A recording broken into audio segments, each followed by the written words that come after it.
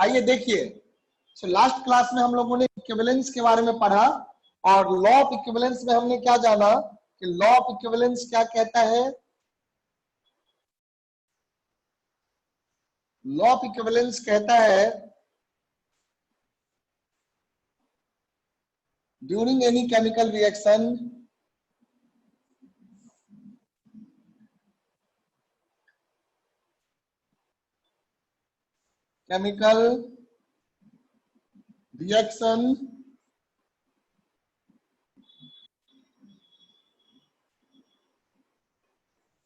during any chemical reaction, the equivalents of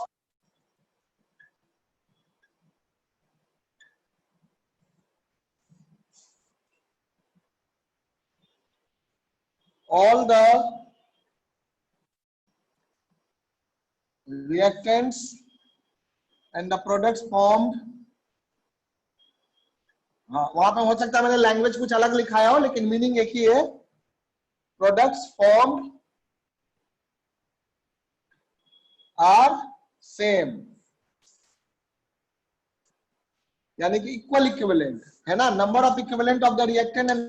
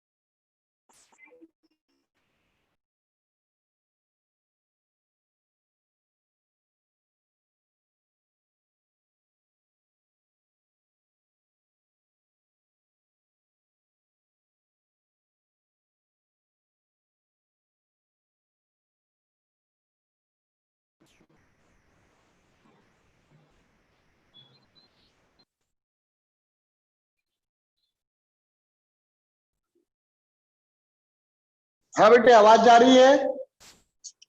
yes sir. Okay चलिए देखते हैं, बीच में कनेक्शन इंटरप्ट हो गया था। तो हमने जाना कि यहाँ पर अगर मोल की बात करेंगे तो मोल कैपिटल ए जो है, मोल ऑफ कैपिटल ए तो स्मॉल ए है, mole of capital B small B है, कैपिटल सी स्मॉल सी है, mole of capital D small D है। तो मोल अलग अलग भी हो सकता है, सेम भी हो सकता है, व्हाटएवर, बट हम यहाँ पे मोल्स की बात नहीं कर रहे हैं, हम यहाँ पर बात किसकी कर रहे हैं बेटा? यहाँ पर बात कर रहे हैं इक्विवेलेंट की। सो नंबर ऑफ इक्विवेलेंट किसी भी केमिकल रिएक्शन, अब यहाँ पे एबीसीडी में तो आपको नहीं समझ में आएगा, एबीसीडी कोई रिएक्शन तो नहीं है, बस वो सिंबॉलिक है, सिंबॉलिक है समझाने के लिए कि number of equivalent of EQ for equivalent of A will be number of equivalent of B, that will be number of equivalent of C, and that is number of equivalent of D. ये हो जाएगा। अब number of equivalent कैसे निकलता है? Number of equivalent का formula मैंने क्या बताया था लास्ट डे कि number of equivalent will be equal to weight of, जैसे नंबर ऑफ मोल क्या होता है, नंबर ऑफ मोल क्या होता है, weight of material divided by molar weight होता है ना, नंबर ऑफ मोल्स होता है weight of the substance divided by molar wait.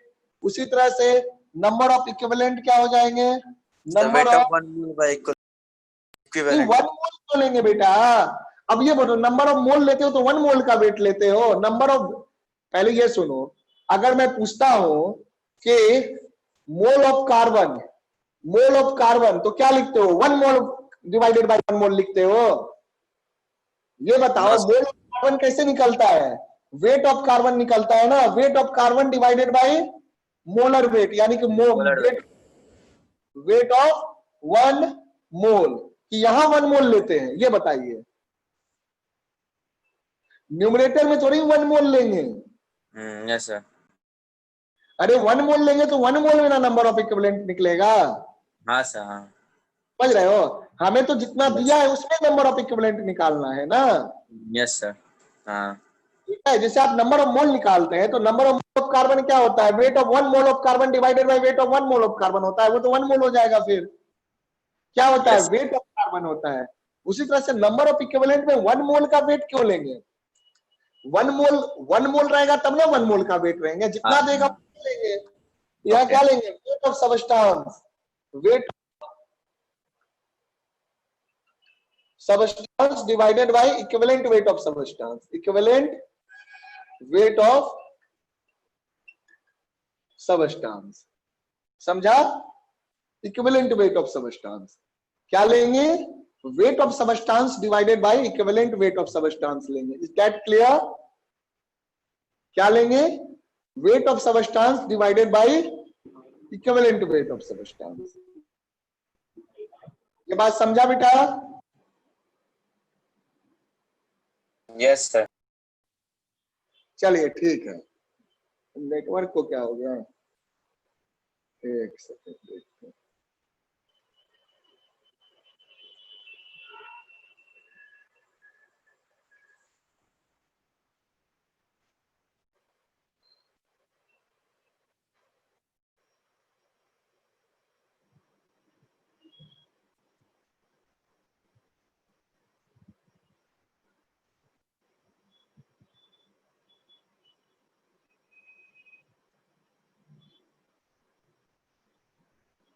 चलो आप लोग पढ़ाई करो, बाद में बात करता हूँ नेटवर्क वालों से। इसको देखो, तो यहां भी वही हो जाएगा, number of equivalent of A क्या हो जाएगा, number of equivalent of A हो जाएगा weight of A divided by equivalent weight of A. उसी तरह से weight of B divided by equivalent weight of B. उसी तरह से weight of C divided by equivalent weight of C, total weight of D divided by equivalent weight of D. तो ये आपका एक बेसिक मतलब हो गया।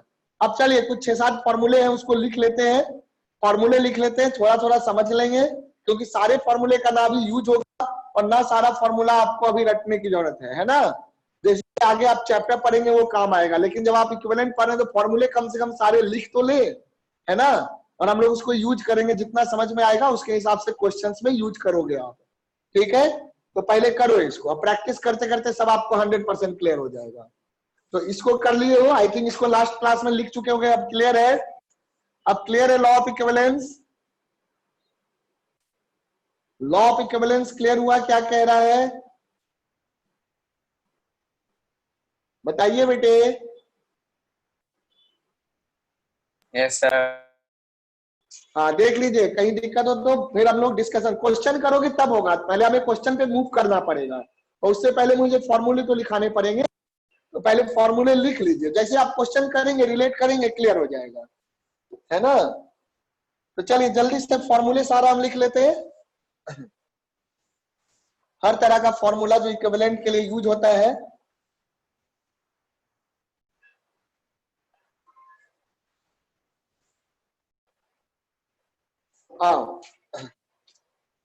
Let us right the formula. एक तो रिएक्शन वाला हमने देख ही लिया। अब देखो पहले नंबर पे लिखो आप लोग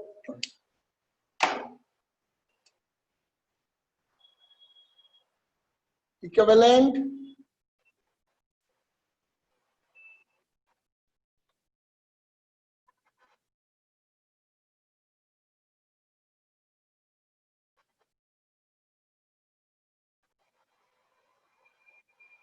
इक्विवेलेंट वेट कैसे निकल, है ना। ये तो हमने नंबर ऑफ इक्विवेलेंट की बात की थी, यहां पर हमने नंबर ऑफ इक्विवेलेंट की बात की थी, अब हम इक्विवेलेंट वेट की बात कर रहे हैं। इक्विवेलेंट, अरे यार कौन सा सर वो उसी फॉर्मूला से निकाल सकते हैं बेटा, वो तो नंबर ऑफ इक्विवेलेंट निकालने के लिए है उसमें ना। तो इक्विवेलेंट वेट सबस्टांस, दिया हुआ है ना नीचे में, उसको ट्रांसपोज हाँ कर देंगे। इक्विवेलेंट क्या हुआ, हाँ इक्विवेलेंट, हाँ वो कर सकते हैं, अगर आपको चीजें मालूम है तो कर सकते हैं। पर यहाँ क्या मालूम कि डायरेक्ट आपको कोई एसिड दिया हुआ है, कोई बेस दिया हुआ है, कोई दिया हुआ है, कोई ऑक्सीडाइजिंग एजेंट है, कोई रिड्यूसिंग एजेंट है, तो क्या फॉर्मूला होता है डायरेक्ट देखेंगे, ठीक है, समझ रहे हो। Okay sir. कोई मेटल दिया हुआ है तो मेटल का इक्विवेलेंट वेट क्या होगा, तो डिपेंड करेगा रिएक्शन पे, पर रिएक्शन में जो हो रहा होगा उसके अकॉर्डिंग क्या होगा ये तो देखेंगे ना। तो पहले फॉर्मूला देखो, फॉर्मूला लिखोगे फिर क्वेश्चन करोगे तब क्लियर होगा कि क्या मतलब है। तो पहले फॉर्मूला जल्दी से लिख लो आप लोग, ताकि हम लोग क्वेश्चन पे जाए और क्वेश्चन में अप्लाई करने पे समझ में आएगा कि कैसे उसको अप्लाई करते हैं। तो इक्विवेलेंट वेट है ना, किसके लिए देखेंगे इक्विवेलेंट वेट, पहला हम नंबर देख रहे हैं फॉर एसिड के लिए। फॉर एसिड, फॉर एसिड के लिए आप ई से रिप्रेजेंट कर रहे हैं इक्विवेलेंट वेट, है ना। तो एसिड के लिए कह दो ई ए, या कुछ भी सिंपली ई भी कह दो, क्या जाता है ना। तो एसिड का इक्विवेलेंट वेट आपका हो जाता है molecular weight of acid, molecular number of equivalent नहीं है, नंबर ऑफ इक्विवेलेंट तो क्या होगा, weight divided by equivalent weight. Equivalent wait निकालने के लिए क्या फॉर्मूला लगाओगे वो हम बता रहे हैं, मॉलिक्यूलर वेट ऑफ, जल्दी जल्दी लिखते जाइए, acid divided by basicity of acid, basicity of acid. Basicity of acid समझते हैं, एक एक लाइन में मैं बताऊंगा। बेसिसिटी ऑफ एसिड का मतलब समझते हैं बेटा, कोई मुझे बताना चाहेगा, कौन नहीं समझते तो तुरंत बोल दीजिए यस या नो जल्दी से। सर उसमें H+ आयंस कितने हैं? हाँ H प्लस आयन कितने वो रिलीज कर सकता है ना, कितने हैं या कितने रिलीज कर सकता है, या प्रोटॉन कितने रिलीज कर सकता है वो चीज, या इलेक्ट्रॉन कितना एक्सेप्ट कर सकता है ना। तो एसिड बेस के बारे में हम लोग तब जानेंगे। तो यहाँ बेसिसिटी ऑफ एसिड का मतलब क्या, जैसे HCl है, तो HCl एक हाइड्रोजन आपका रिलीज कर सकता है H+ आयन, तो बेसिसिटी ऑफ HCl क्या हो जाएगा, बेसिसिटी का मतलब हो गया यहाँ पर कि कितना आपका H+ रिलीज कर सकता है। तो ठीक एक सर। अगर H2SO4 है, H2SO4 है तो इसकी बेसिसिटी क्या हो जाएगी, 2, क्योंकि ये 2 H+ रिलीज कर सकता है, समझे ना। तो इस तरह से निकालते हैं। तो molecular weight of acid divided by basicity of acid, है ना ये चीज। चलो तो आप ये कहो कि H+ एक्सेप्ट रिलीज कर सकता है या इलेक्ट्रॉन एक्सेप्ट कर सकता है। इलेक्ट्रॉन गेन करेगा तो वो आपका क्या कहला जाएगा, एसिड कहला जाएगा, है ना। यहाँ पर देखिए, तो H+ देना मतलब प्रोटॉन देना या इलेक्ट्रॉन लेने वाला एसिड कहलाएगा। अब देखो फॉर बेसेज, दूसरा नंबर पे फॉर बेस, बेसेज के लिए क्या हो जाएगा, बेसिसिटी ऑफ एसिड मतलब कि moles of H+। Basicity of acid का मतलब आप चाहिए तो लिख लीजिए शॉर्ट में,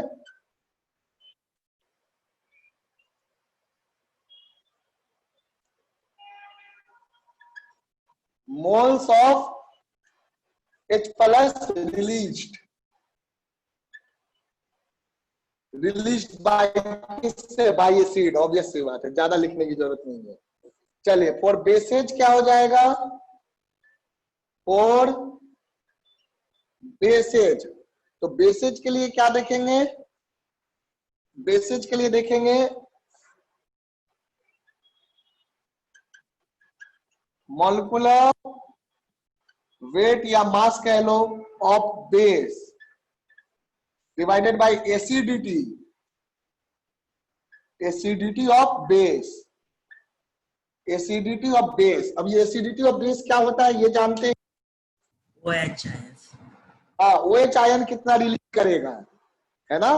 OH ion minus ion, OH minus ion कितना वो रिलीज कर सकता है, वो चीज है ना?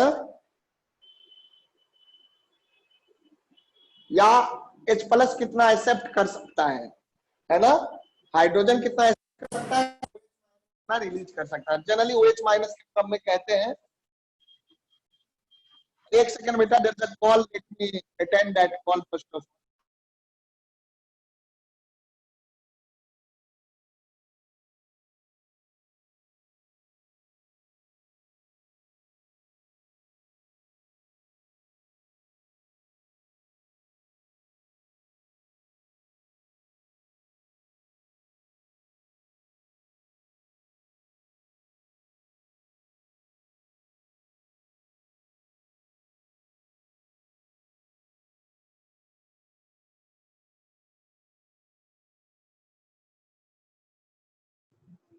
सर थोड़ा साइड हो जाओ सर।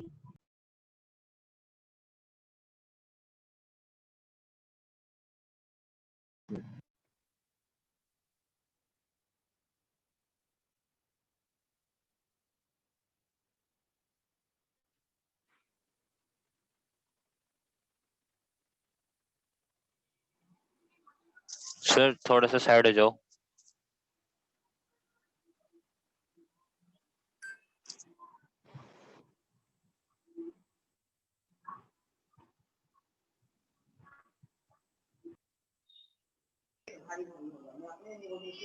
अच्छा देखो इधर ध्यान देना, for bases molecular weight of base divided by acidity of base, है ना?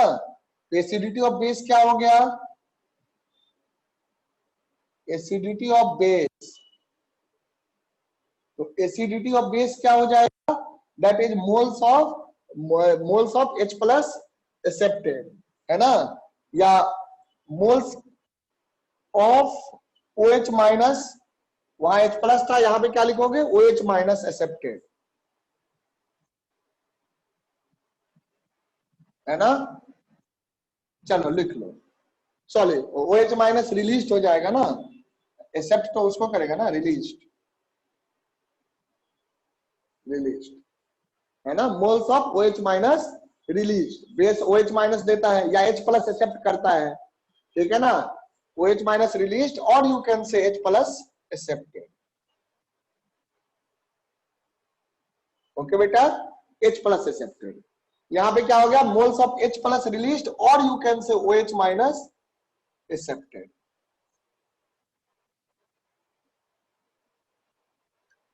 ठीक है बेटा, इस तरह से देख सकते हैं। Moles of H plus, acid क्या करता है? H प्लस देता है, OH माइनस लेता है। बेस क्या करता है? OH माइनस देता है, H प्लस लेता है। तो इस तरह से आप इसको लिख लीजिए, ठीक है? एसिड बेस के लिए हो गया। सॉल्ट का भी देखेंगे, सॉल्ट में क्या होगा, आयंस में क्या होगा। चलिए जल्दी जल्दी इसको लिख लेते हैं फॉर्मूला।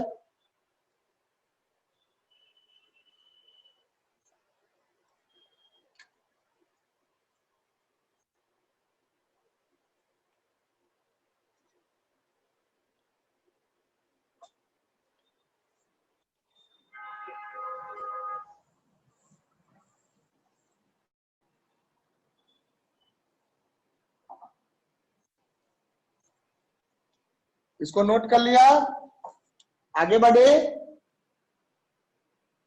बोलो बेटा, यहां तक नोट हो गया सबका?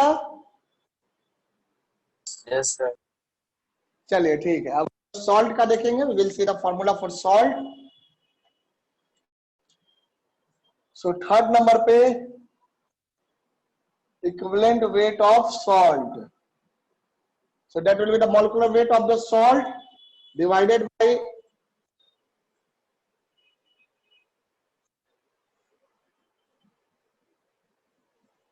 ध्यान रखिएगा molecular weight of salt sir वो क्या लिखा हुआ है? आपका हो जाएगा नंबर ऑफ, क्या इसमें होता है? तो हाँ बोलो सर वो क्या लिखा है ऊपर में? Equivalent of salt. Equivalent weight of salt बेटा, इक्विवेलेंट वेट ऑफ सॉल्ट। मैं थोड़ा ऊपर लिख देता हूँ, wait of salt. Equivalent weight की बात कर रहे हैं ना, इक्विवेलेंट वेट ऑफ सॉल्ट लिखा है, वो साइन कर रहा है। एक सेकेंड यार, रुक जाओ बेटा, चलो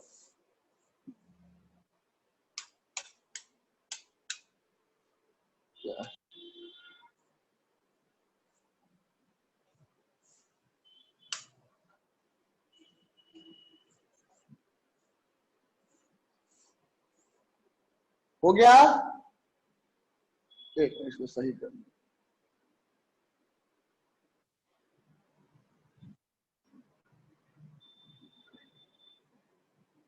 ध्यान दीजिएगा, हाँ क्या लिखा हुआ है? इक्विवेलेंट वेट ऑफ सॉल्ट लिखा हुआ, इक्विवेलेंट वेट ऑफ सॉल्ट। तो इक्विवेलेंट वेट ऑफ सॉल्ट क्या हो गया? Molecular weight of salt, molecular weight of salt, molecular weight of salt divided bye Water of distillation. Number of, ये ले लेंगे number of आपका, क्या ले लेंगे? Moles of matter, number of moles of metal into valency of metal, valency of metal, है ना?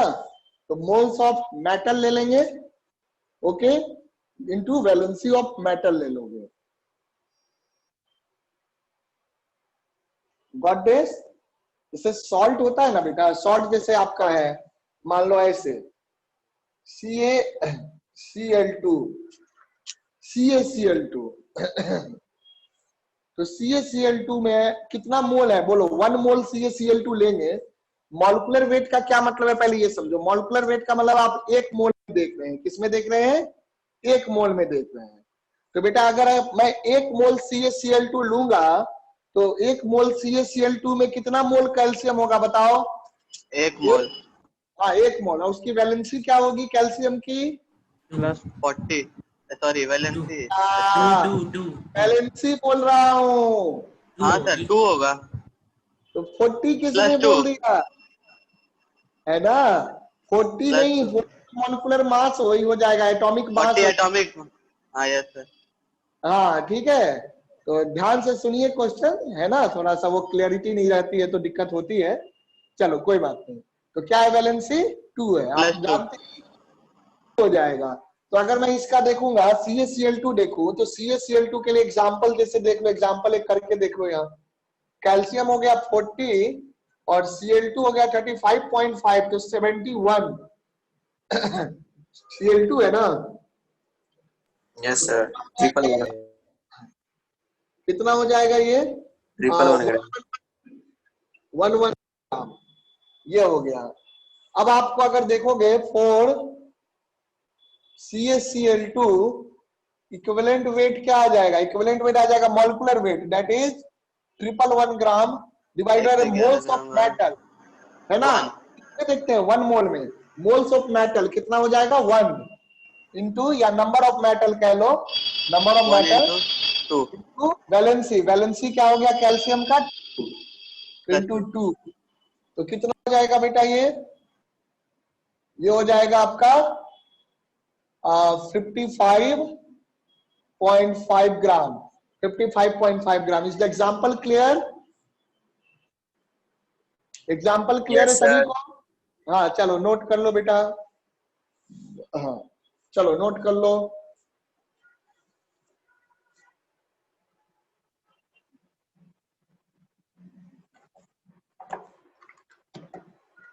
चलिए हो गया।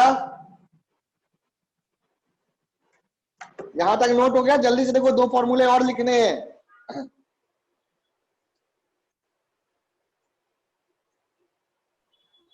हो गया सर। चलिए, अच्छी बात है। चलिए आगे देखते हैं अब।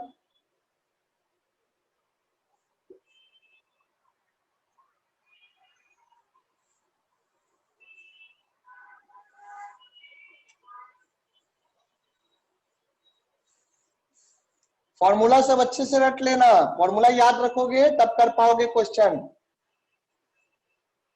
बल्कि मैं कहता हूं क्वेश्चन करने बैठो, रटा भी हो फॉर्मूला तो फॉर्मूला एक जगह लिस्ट बना के क्वेश्चन करते समय फॉर्मूला साथ में रखिए।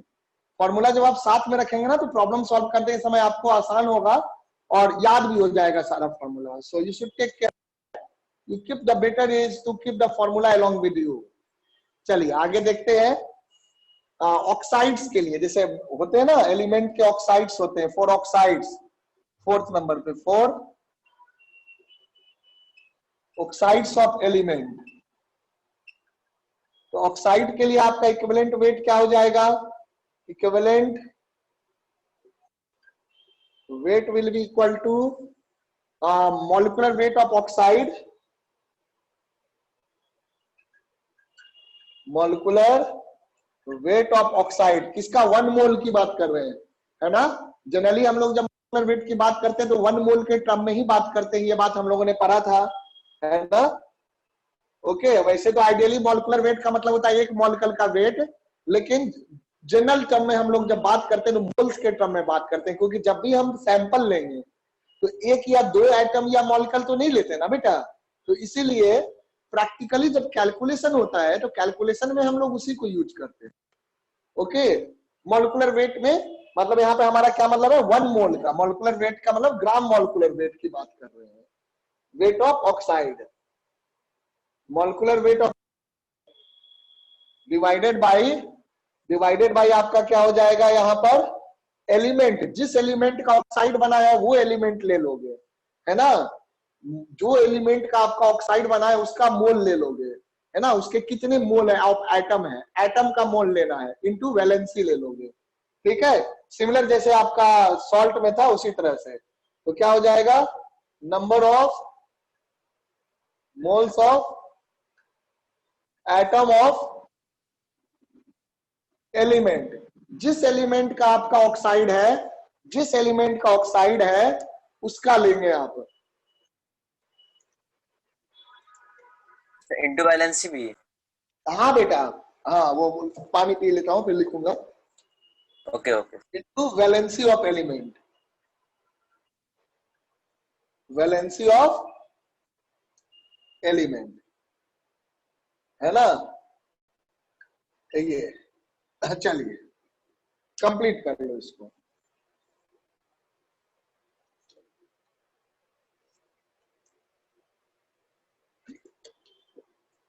अब इसमें एग्जाम्पल दिखाता हूं, देखिएगा, है ना। आयरन का एग्जाम्पल लेते हैं। आयरन के 2 कॉमन ऑक्साइड है, ferrous oxide and ferric oxide. Difference समझते हैं फेरस ऑक्साइड और फेरिक ऑक्साइड? कोई मुझे बताएगा? बोलो। Fe2O3 और Fe3O4। FeO और Fe2O3 दोनों।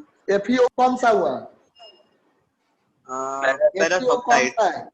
और ferrous Fe2O3 ferric oxide. Ferric oxide, है ना।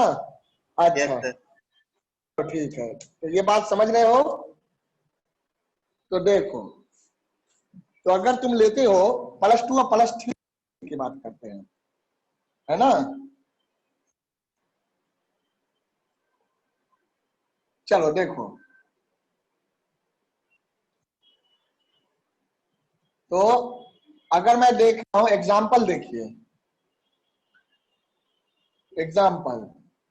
आयरन का जो बेटा वेट होता है ना, आयरन का जो मॉलिक्यूलर वेट होता है वो होता है 56 ग्राम। याद रखिएगा, है ना। वैसे मैंने लिस्ट दिया था 30 तक में ही आयरन आता है, 26 नंबर पे आता है, तो ये चीज है। तो FeO का अगर आप देखेंगे मॉलिक्यूलर वेट तो ये क्या हो जाएगा? 56 + 16, 56 66 72 ग्राम हो जाएगा। तो अगर मैं यहां देखूं, इसका equivalent weight equivalent weight of FeO। तो बताओ बेटा FeO का क्या हो जाएगा? 72 gram divided by number of mole. Number of mole क्या है? 1, और इंटू वैलेंसी कितना है बताओ तो? 2 क्या वैलेंसी है आयरन का यहाँ? 2 +2 2। है that's sir. Good. So 2 is the valency of iron into 2। तो ये कितना हो जाएगा? 36 हो जाएगा ना? 36 ग्राम। अच्छा, अब आप इसके लिए करिए find equivalent weight of Fe2O3। चलो इसको आप लोग निकालो। Find equivalent weight of Fe2O3, इसको करिए आप लोग।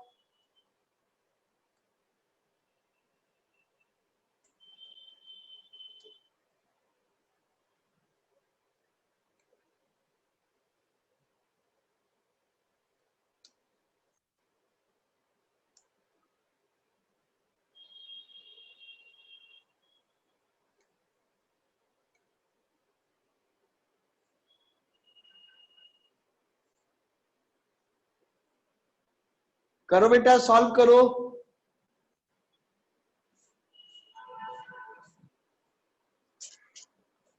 आ गया? सर 80/3 26.67 26.6। एक ने बताया 80/3, तो आई थिंक वही है, 26/6 होगा, 0.6 है ना? सही है। Yes sir. सबका निकल गया? हाँ, यस है ना? तो वही चीज है।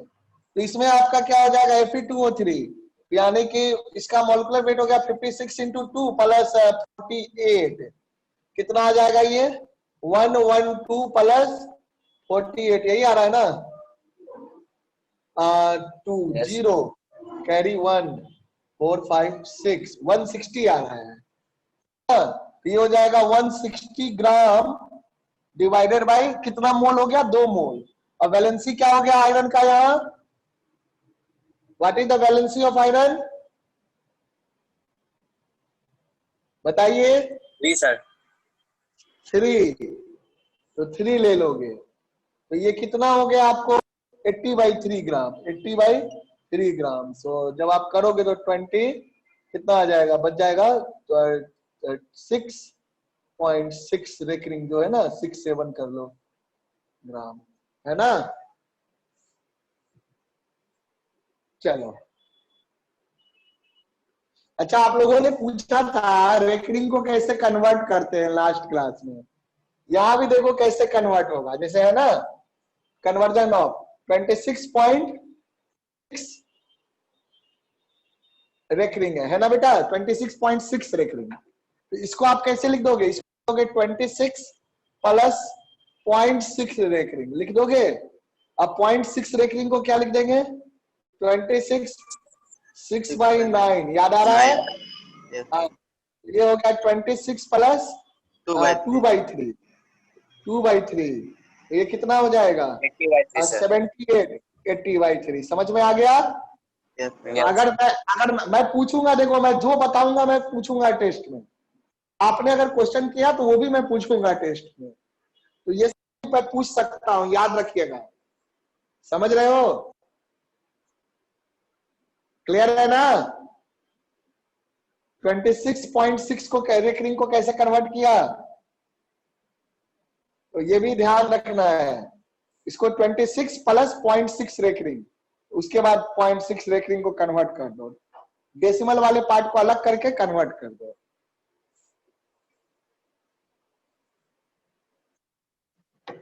चलिए, तो आगे बढ़ते हैं। तो यहां तक की बात हो गई। अब और फॉर्मूला देखिए। चलिए, ऑक्साइड का हमने जान लिया। अब क्या है कि कोई ऑक्साइड ऑक्सीडाइजिंग और रिड्यूसिंग एजेंट होता है केमिकल रिएक्शन। इस पे क्वेश्चन आपका नहीं आएगा अभी, ऑक्सीडेशन रिडक्शन में आता है, लेकिन फिर भी फॉर्मूला तो जानेंगे ना। इक्विवेलेंट जो भी आप पढ़ रहे हैं उसका फॉर्मूला जानेंगे। 2 फॉर्मूला और है, लिख लो, and then we will do more questions now. चलिए, अब 4 दिखाना, 5वां नंबर, इक्विवेलेंट वेट ऑफ ऑक्सीडाइजिंग और रिड्यूसिंग एजेंट, रिड्यूसिंग एजेंट, है ना। ऑक्सीडाइजिंग एजेंट और रिड्यूसिंग एजेंट जो इलेक्ट्रॉन को एक्सेप्ट करता है ना, ठीक है। जो इलेक्ट्रॉन एक्सेप्ट कर लेता है वो ऑक्सीडाइज हो जाता है, और जो ऑक्सीडाइज हो जाता है उसको हम रिड्यूसिंग एजेंट कहते हैं, और जो रिड्यूस हो जाता है उसको ऑक्सीडाइजिंग एजेंट कहते हैं। क्या होता है ऑक्सीडेशन रिडक्शन, जब पढ़ोगे तो जानोगे, है ना। फिलहाल आप फॉर्मूला जान लीजिए, ये फॉर्मूला हम लोग को अभी वैसे काम ज्यादा नहीं आएगा, आप बस फॉर्मूला लिख लीजिए। 10th में पढ़े थे। हाँ, जो पढ़े हैं तो थोड़ा वही उसी लेवल पे भले पूछ देंगे, उससे ज्यादा नहीं पूछेंगे अभी, अभी इसको और पढ़ोगे आप इस क्लास। टेंथ में सिर्फ ऑक्सीजन और हाइड्रोजन है।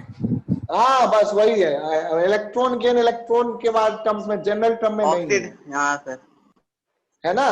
तो वो मैं जब क्वेश्चन कराऊंगा तो पहले उससे पहले, ठीक है ना, अभी वो सब नहीं पूछेंगे, बस फॉर्मूला लिख लीजिए। वेट क्या हो जाएगा इसका, ऑक्सीडाइजिंग और रिड्यूसिंग, पहले मॉलिक्यूलर वेट लेंगे, मॉलिक्यूलर वेट के बाद change in oxidation number, change in oxidation number of the, है ना, ऑक्सीडाइजिंग एजेंट और रिड्यूसिंग एजेंट। तो ऑक्सीडेशन नंबर में जितना चेंज हो रहा है उससे डिवाइड करते हैं पर मोल। यहाँ क्या हो जाएगा आपका molecular weight, molecular weight of oxidising agent और reducing, molecular weight of oxidising होगा तो ऑक्सीडाइजिंग, रिड्यूसिंग होगा तो रिड्यूसिंग एजेंट, है ना।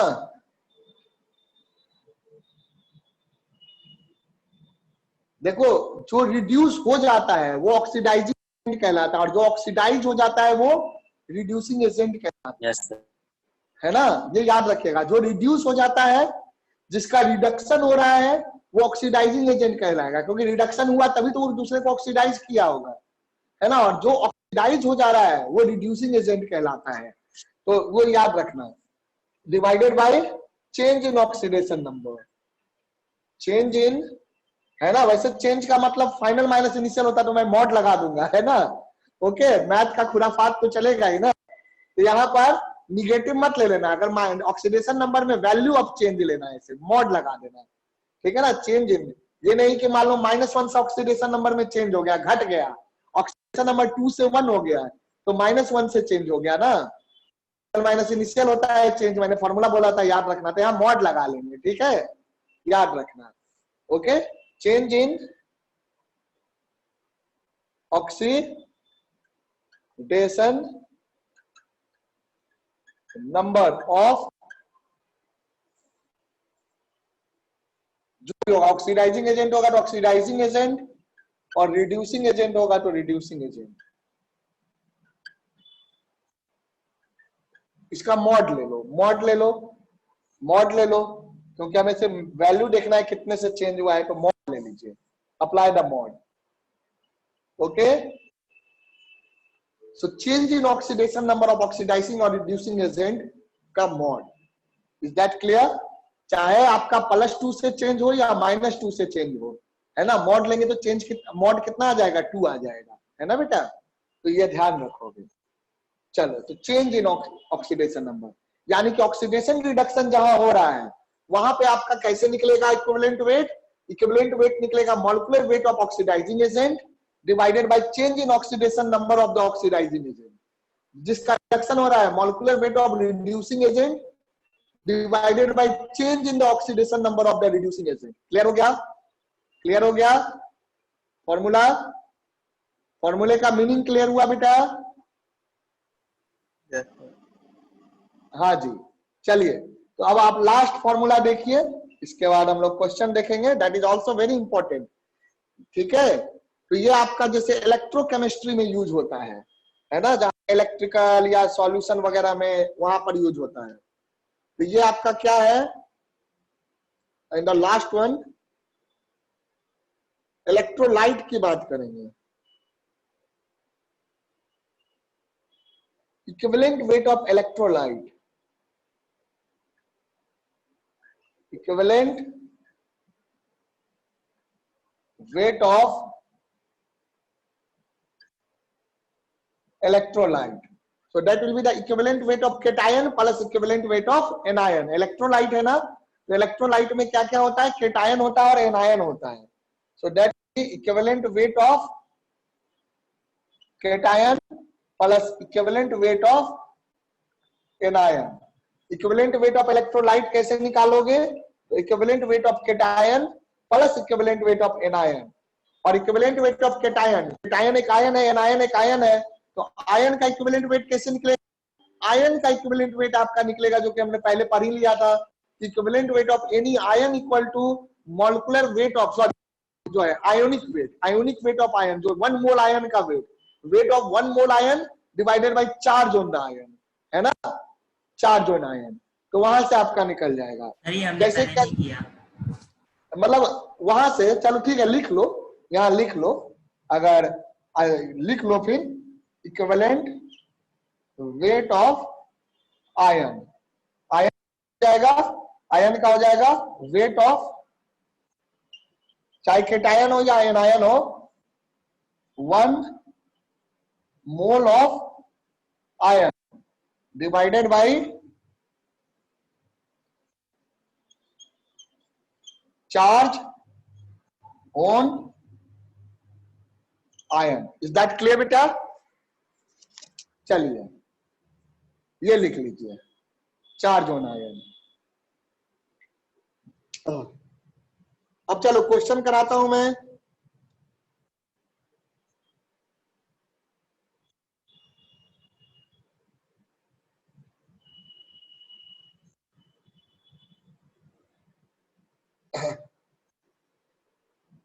अब जैसे इस पे एक एग्जांपल देख लो, है ना, फिर क्वेश्चन पे आते हैं.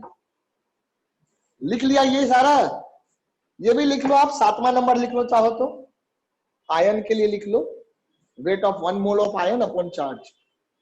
ठीक है,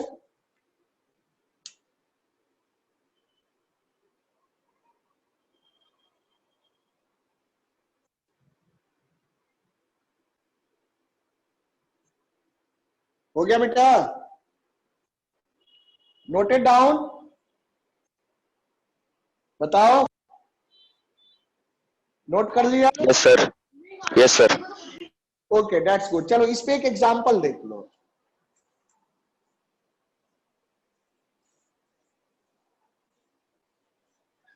जैसे मान लीजिए कैल्शियम सल्फेट ले लेते हैं,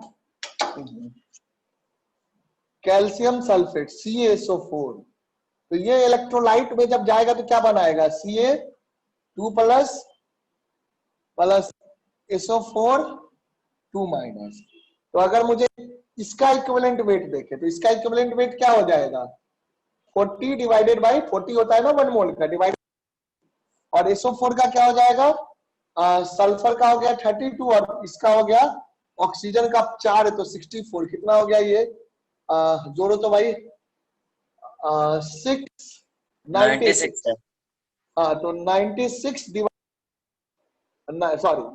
डिवाइडेड बाय 2 माइनस है ना, तो 2, तो ठीक है, इसका इक्विवेलेंट वेट क्या हो जाएगा, इसका इक्विवेलेंट वेट हो जाएगा equivalent weight of calcium SO4, तो दैट मींस इसका सम हो जाएगा, कितना हो जाएगा, ये हो जाएगा आपका 20 प्लस 96/2, 96/2 कितना हो गया 48, तो ये कितना हो गया 68 ग्राम. क्लियर है, समझ गया.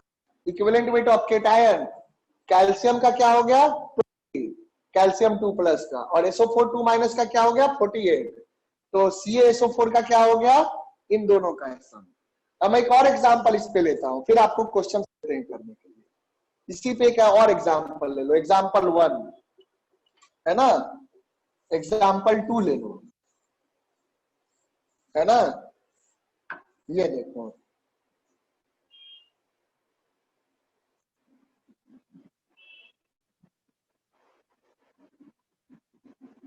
चलो Na2CO3 ले लेते हैं. तो Na2CO3 बेसिकली क्या हो जाएगा, Na2CO3 हो जाएगा आपका 2Na प्लस, है ना, प्लस CO3 2 माइनस.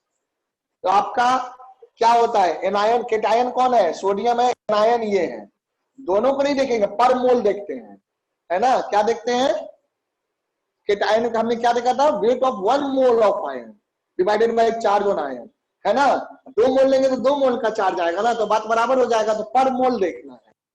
तो यहाँ इक्विवेलेंट वेट क्या हो जाएगा आपका, इक्विवेलेंट वेट ऑफ, ध्यान से देखना, Na2CO3, so that is equivalent weight of Na plus equivalent weight of CO3 minus. चलो आप लोग कैलकुलेट करो, तो आप लोग कैलकुलेट करिए, करो बेटा इसको।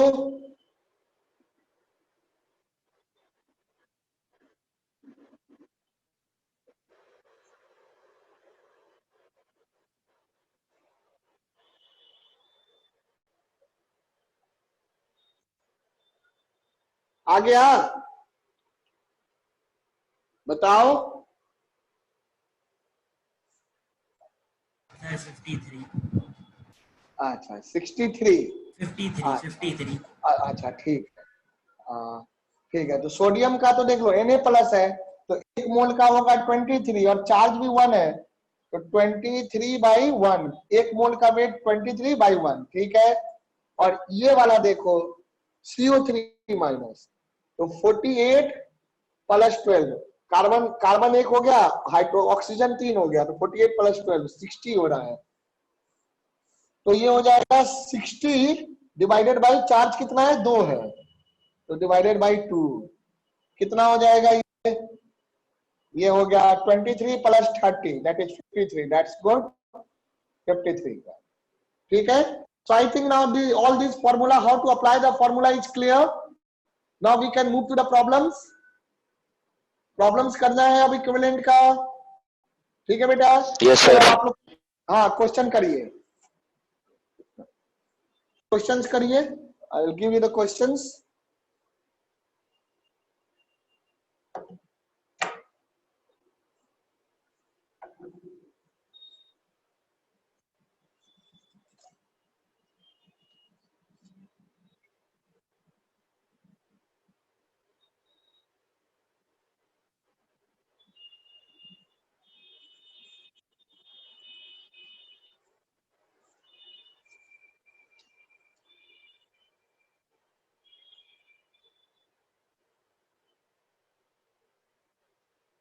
चलो एक क्वेश्चन लिखो,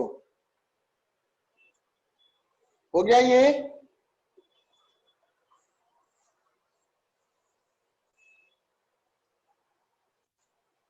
अब देखो क्वेश्चन करो, दिमाग लगाओ, क्वेश्चन लिखो। Law of equivalence basic rule से मॉलिक्यूल के लिए मैंने क्या बताया था कि मॉलिक्यूल में equal number of equivalent combine करते हैं, equal number of equivalent of element A combines with equal number of equivalent of element B to form the molecule. 3 molecule होंगे तो equivalent of A equal to equivalent of B equal to equivalent of C, तीनों बराबर बराबर equivalent combine करेगा, है ना। ये सब याद रखोगे, ये भी लॉ ऑफ इक्विवेलेंस में आता है। तो चलो क्वेश्चन लिखो, 12 gram of an element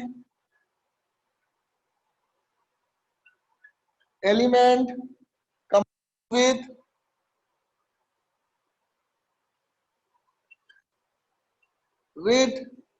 32 gram of oxygen to form a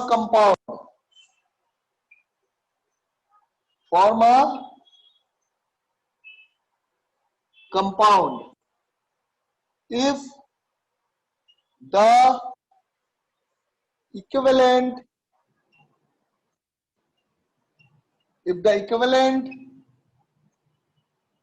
weight of oxygen is 8 gram, if the equivalent of simply 8 भी लिख सकता है, 8 ग्राम, बात बराबर हुआ, है ना।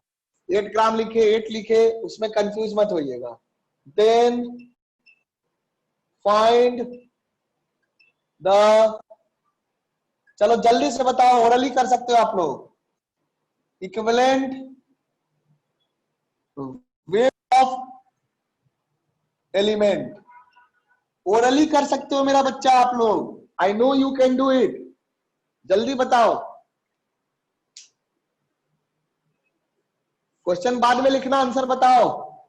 You can solve it orally.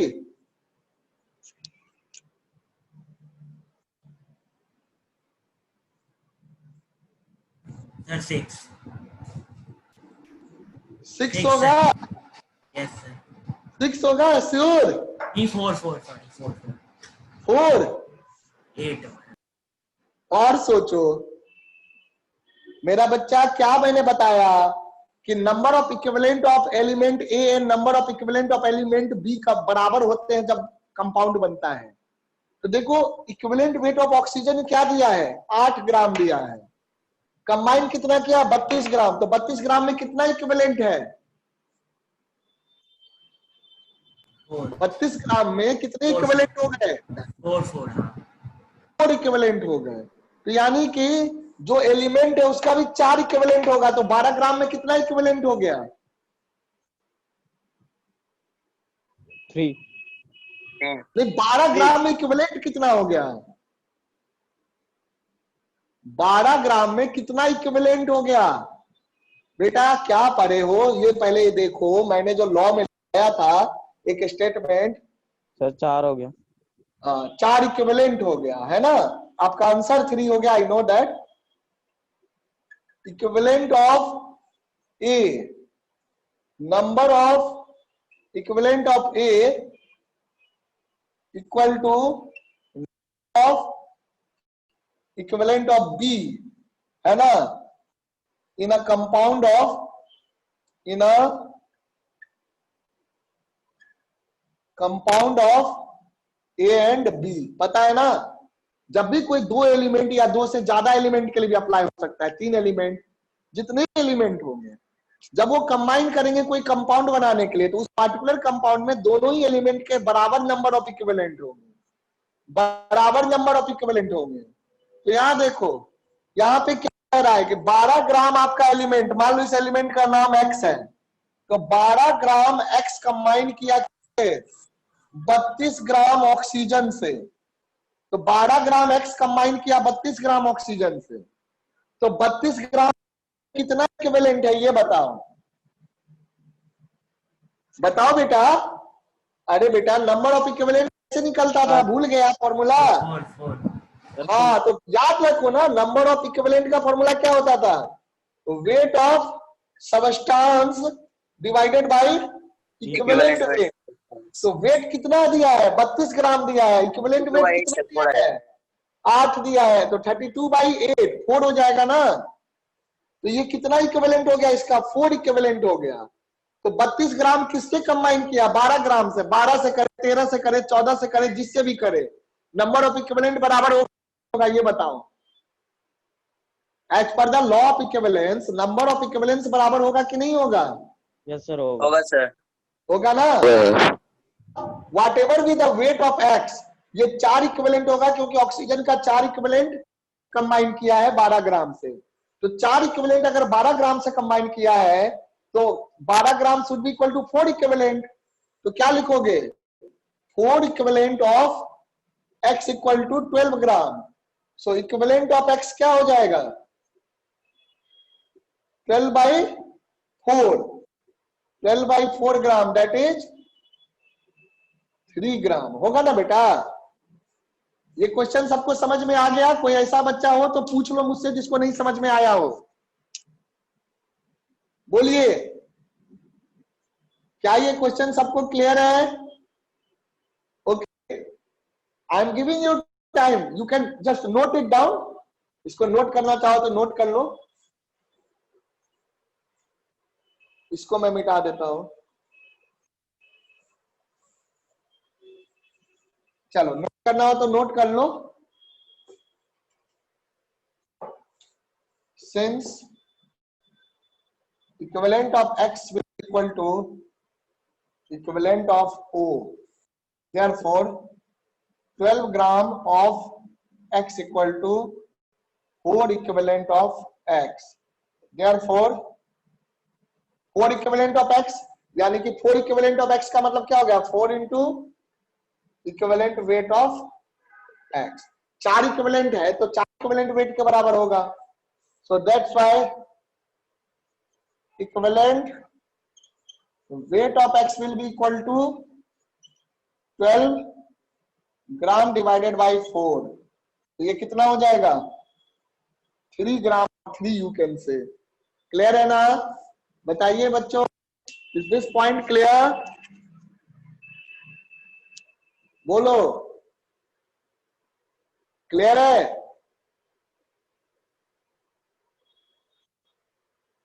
Come on, आवाज जा रही है मेरी बेटे? Yes, sir. ये क्लियर है? कोई ऐसा को क्लियर ना हो तो डोंट हेजिटेट, आस्क मी।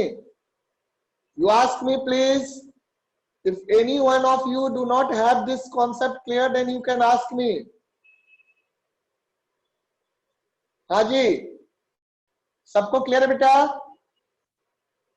अगला क्वेश्चन दू? Should I move to the next question? Yes, sir. अच्छा ठीक है, बढ़ते हैं। सोनू बेटा क्लियर है ये? सोनू, हाँ सर। अगला क्वेश्चन देता हूं, बनाइएगा, सभी कोई बनाइए। देखो मैं इसी क्वेश्चन में चेंज कर रहा हूं। वैसे आपको पता होगा ये कार्बन डाइऑक्साइड की बात कर रहा है, 12 ग्राम और 32 ग्राम से कार्बन डाइऑक्साइड हो गया है ना। अब मैं कार्बन मोनोऑक्साइड वाला देता हूं। अब आप मान लो 12 gram of an element, 12 gram of an element combined with, question में चेंज कर दिया, 16 gram of oxygen to form a compound. अब करो, do this question. Yes, 12 gram of an element combined with 16 gram, तो क्या हो जाएगा 6 हो जाएगा। yes sir. सबको क्लियर है? 6 ओरली लिखने की जरूरत नहीं है, मैं अगले क्वेश्चन में बढ़ रहा हूं। चलिए नेक्स्ट क्वेश्चन करिए।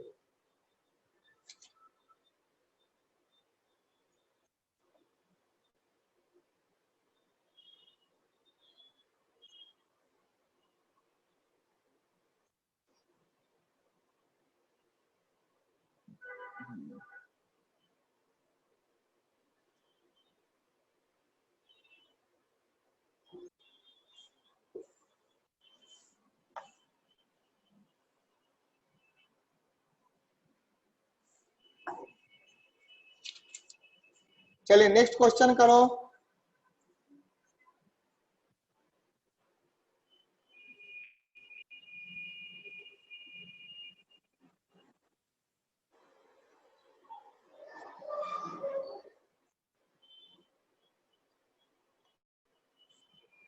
नेक्स्ट क्वेश्चन अच्छा क्वेश्चन है, करो, दिमाग लगाइएगा। The equivalent, let me check the question, weight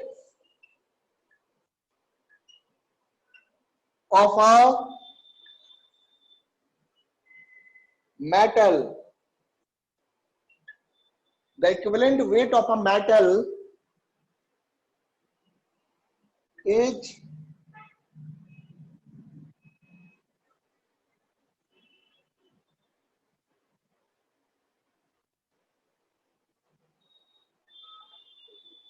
double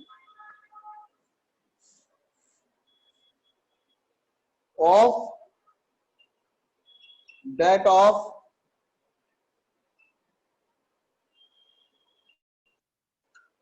oxygen.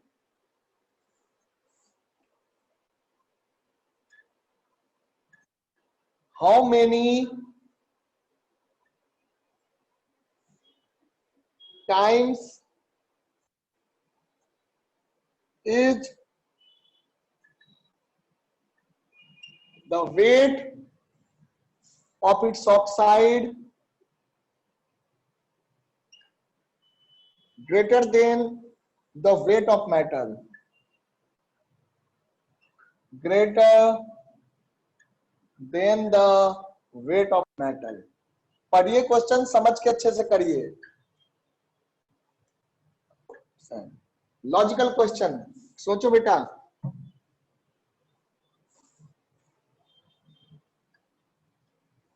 Greater than the weight of metal. Come on, do this.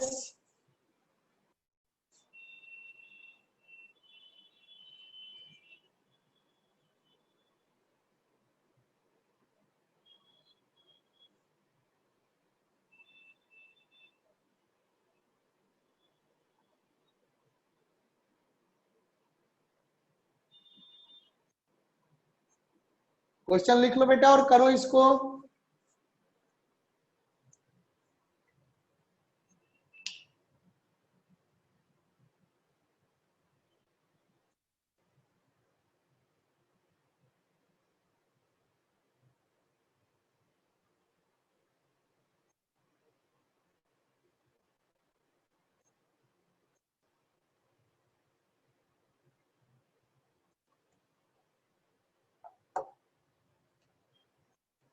हो गया बेटा? क्वेश्चन समझ में आया सभी को? बताइए। Ankur, is the question clear to you? Yes sir, yes sir. हाँ, ट्राई करिए। Mayank? Yes sir. Sachin, question is clear और नॉट? Please tell me. देव?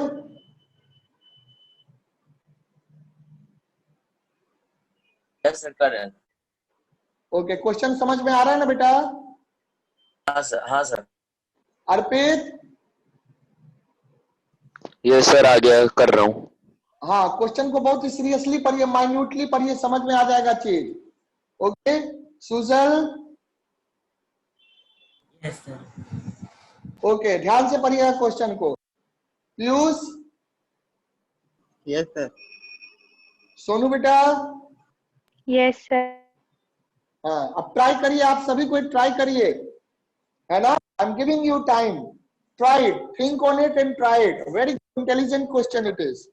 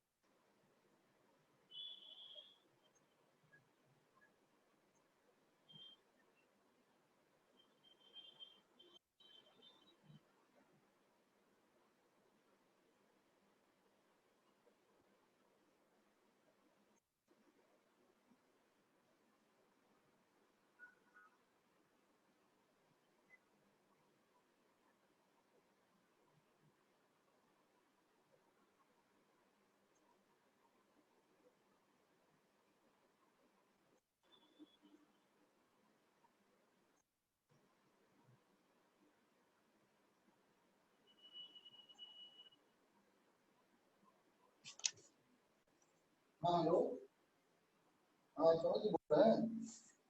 अच्छा भैया, ये नेट क्यों बंद कर दिया? बहुत देर से नेट बंद है, मैं मोबाइल नेट पे चला रहा हूँ क्लास। क्या चलता है यार? नहीं ना बना दिया, नेट बंद मत करो। मुझे क्लास में टाइम नहीं मिल रहा था, मैं बहुत अपसेट हो रहा हूँ।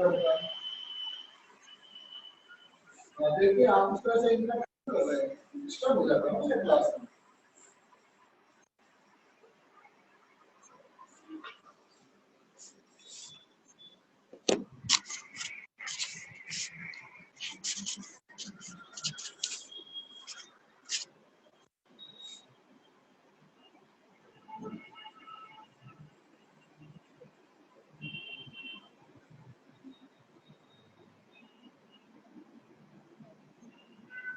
हो गया बेटा?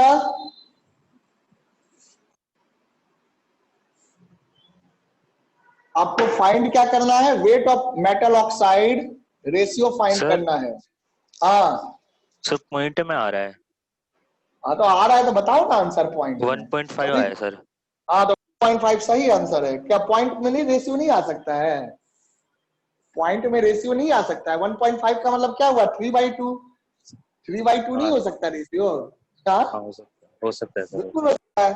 3/2 क्या, कुछ भी हो सकता है ना? 1.333 कुछ भी हो सकता है ना? Of metal divided by weight of, चलो अच्छी बात है।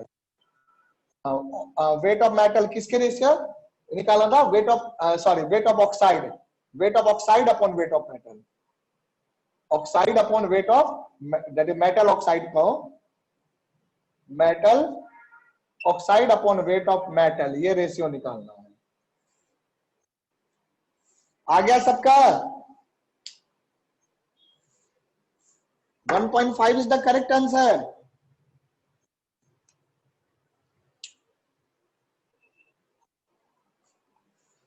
देखो मैं बता रहा हूं, सुनो इसको, ध्यान दीजिए।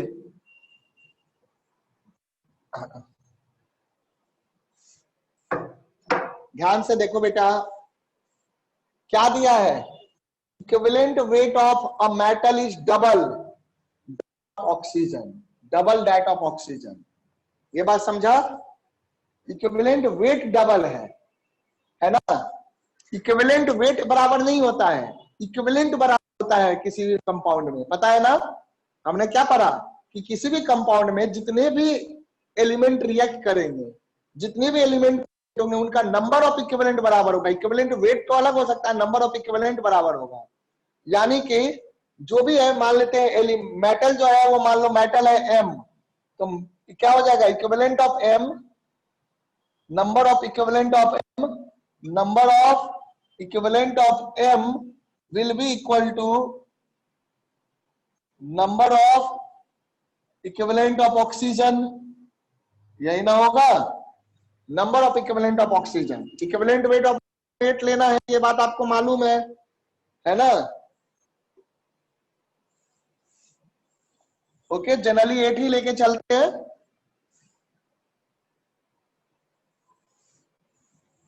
पेरोक्साइड एक अलग केस है, पेरोक्साइड लोगे तो अलग हो जाता है, 16 हो जाता है, अदरवाइज 8 लेके चलते हैं। Number of equivalent of M equal to number of equivalent of oxygen, जो भी आपका होगा कंपाउंड मेटल का। तो इसका मतलब क्या हो गया? नंबर ऑफ इक्विवेलेंट कैसे निकलता है? वेट से निकलेगा ना, wait of metal by equivalent weight of metal. अरे भाई,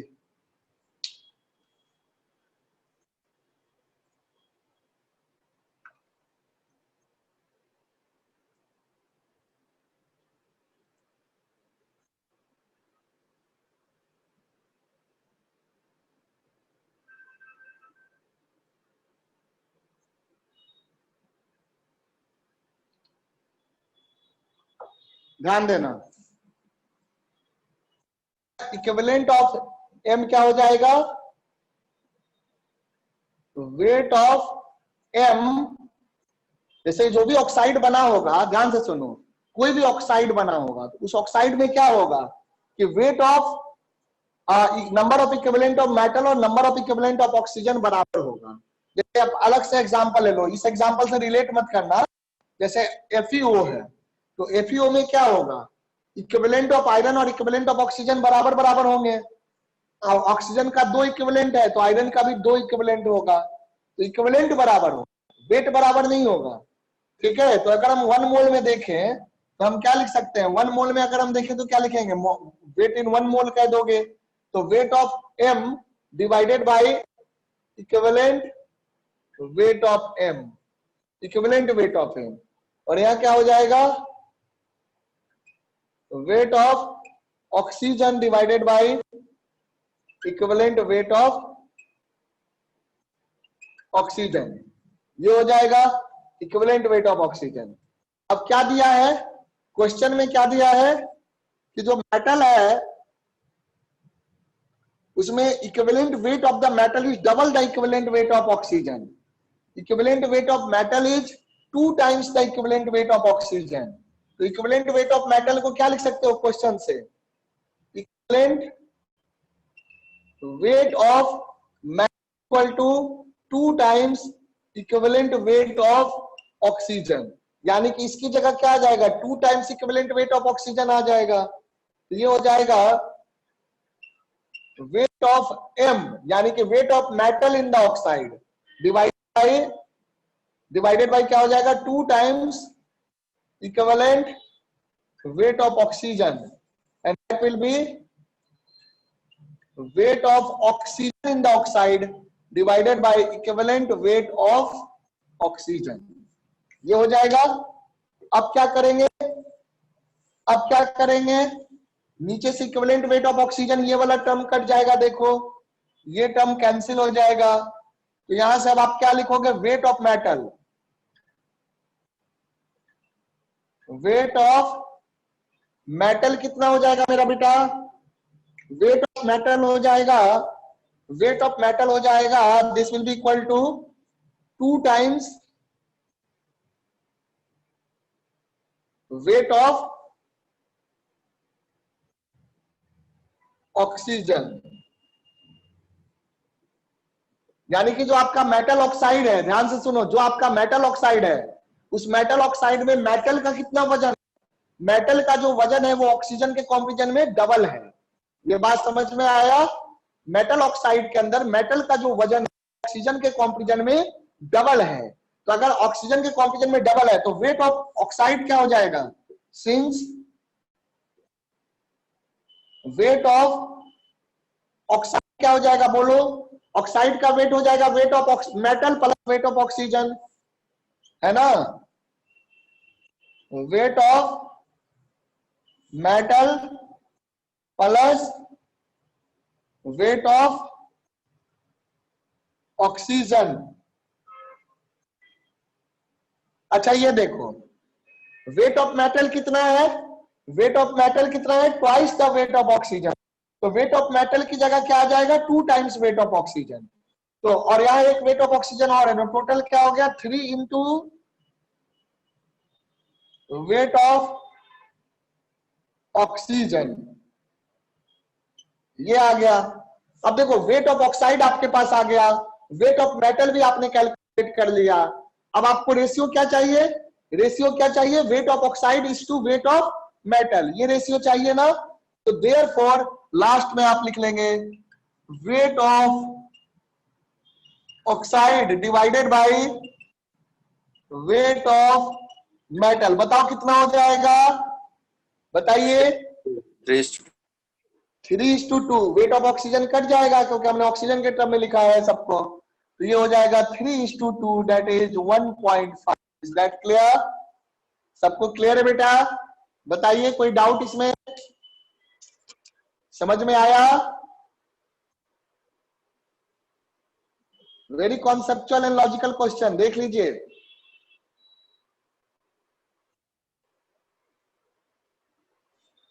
बताओ, कम ऑन। यूज हुआ है ना? हाँ बेटा, लॉ यूज हुआ है। लॉ का देखो, मैंने 2 तरह से लॉ का स्टेटमेंट बताया था। एक तो बताया था रिएक्शन के लिए, एक बताया था कंपाउंड के लिए। तो कंपाउंड का यूज हुआ है ना? कंपाउंड वाला यूज हुआ है। कंपाउंड के लिए मैंने क्या बताया था कि किसी भी कंपाउंड में equivalent of all the elements are same, number of equivalents of all the elements present in a compound are same, है ना? तो जैसे मेटल ऑक्साइड है, तो मेटल ऑक्साइड एक कंपाउंड हो गया। तो मेटल ऑक्साइड में क्या क्या होगा? मेटल होगा और ऑक्सीजन होगा। तो जितना number of equivalent of metal होगा उतना ही number of equivalent of oxygen भी होगा। So number of equivalent of metal is equal to number of equivalent of oxygen. ये बात सबको क्लियर है? एज पर द लॉ, ये जो हमने लिखा है कहां से लिखा बेटा? लॉ से लिखा कि कंपाउंड में number of equivalent of elements same होते हैं। तो यहाँ पे एलिमेंट मेटल और ऑक्सीजन है, तो number of equivalent of metal is equal to number of equivalent of oxygen. अब यहां देखिएगा, equivalent weight of equivalent weight, तो इक्विवेलेंट वेट ऑफ मेटल क्या हो गया? इक्विवेलेंट वेट ऑफ मेटल हो गया आपका, कैसे निकलेगा? तो पहले तो नंबर ऑफ इक्विवेलेंट का जो फॉर्मूला है वो लिख लो। नंबर ऑफ इक्विवेलेंट का, मान लो कि मेटल ऑक्साइड के अंदर में वेट ऑफ मेटल है डबल, ये रहा वेट ऑफ मेटल, ये रहा वेट ऑफ मेटल, और ऑक्सीजन को हमने कह दिया कि वेट ऑफ ऑक्सीजन है। Equivalent of number of equivalent of metal क्या हो जाएगा? Weight of metal divided by equivalent weight of metal, formula पढ़े हो। और number of equivalent of oxygen क्या हो जाएगा? Weight of oxygen in the compound divided by equivalent weight of oxygen, ये हो जाएगा।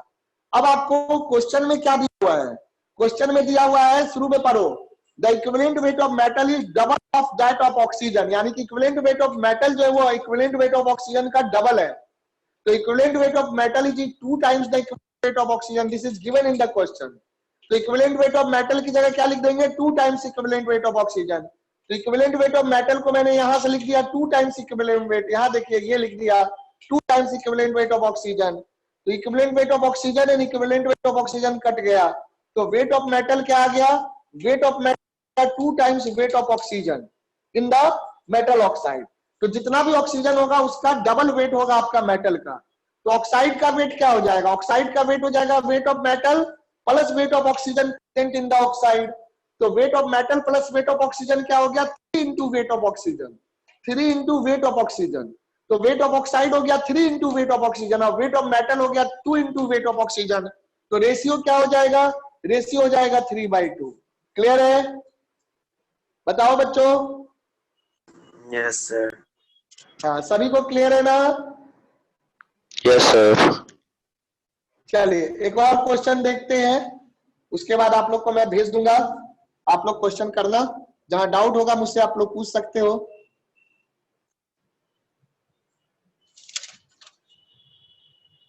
सॉल्व क्वेश्चंस भी जो है वो सारे मैं भेज दूंगा, जितने बना पाओगे बनाना। मैं टिक करके भेजूंगा कि कौन कौन से आपको कंपलसरी है।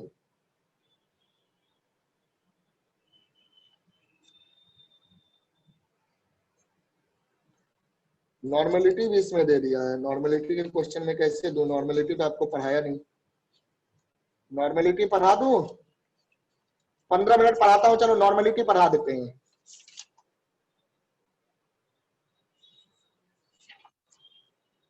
नॉर्मेलिटी क्या होता है वो मैं पढ़ा देता हूं। आइए नॉर्मेलिटी मैं पढ़ा देता हूं।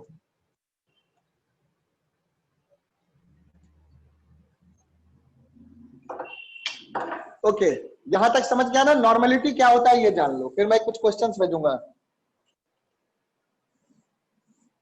15 मिनट और क्लास करेंगे। Come on. Now the concept of equivalent is clear to you, so you can easily understand what is the meaning of normality. देखिए, जाना था कि किसी भी सॉल्यूशन का कंसंट्रेशन बताने के लिए हम क्या क्या यूज करते हैं। सॉल्यूशन का कंसंट्रेशन बताने के लिए मास परसेंटेज यूज करते हैं, मोल फ्रैक्शन यूज करते हैं, है ना? मास परसेंटेज यूज करेंगे, मोल फ्रैक्शन यूज करेंगे। मैं और बहुत सारे अभी क्वेश्चंस आप लोग को अभी मैं भेजूंगा थोड़ी देर में। तो मास परसेंटेज, मोल फ्रैक्शन, ये सारी चीजें आप यूज करते हैं। फिर नॉर्मली ये मोलरिटी यूज करते हैं, मोलरिटी यूज करते हैं, मोलरिटी एम और मोलरिटी स्मॉल एम, और फिर एक नॉर्मेलिटी यूज करते हैं। तो ये जो नॉर्मेलिटी का कॉन्सेप्ट है, ध्यान से समझना, नॉर्मेलिटी का जो कॉन्सेप्ट है वो इक्विवेलेंट के कॉन्सेप्ट से ही रिलेटेड है। तो क्या होता है normality of a solution? Come on, write it down. What do we mean by the normality of a solution? Because जब आप जानते हैं equivalent, so normality of a solution is equal to number of equivalents है ना, divided by volume of the solution in liter। number of equivalents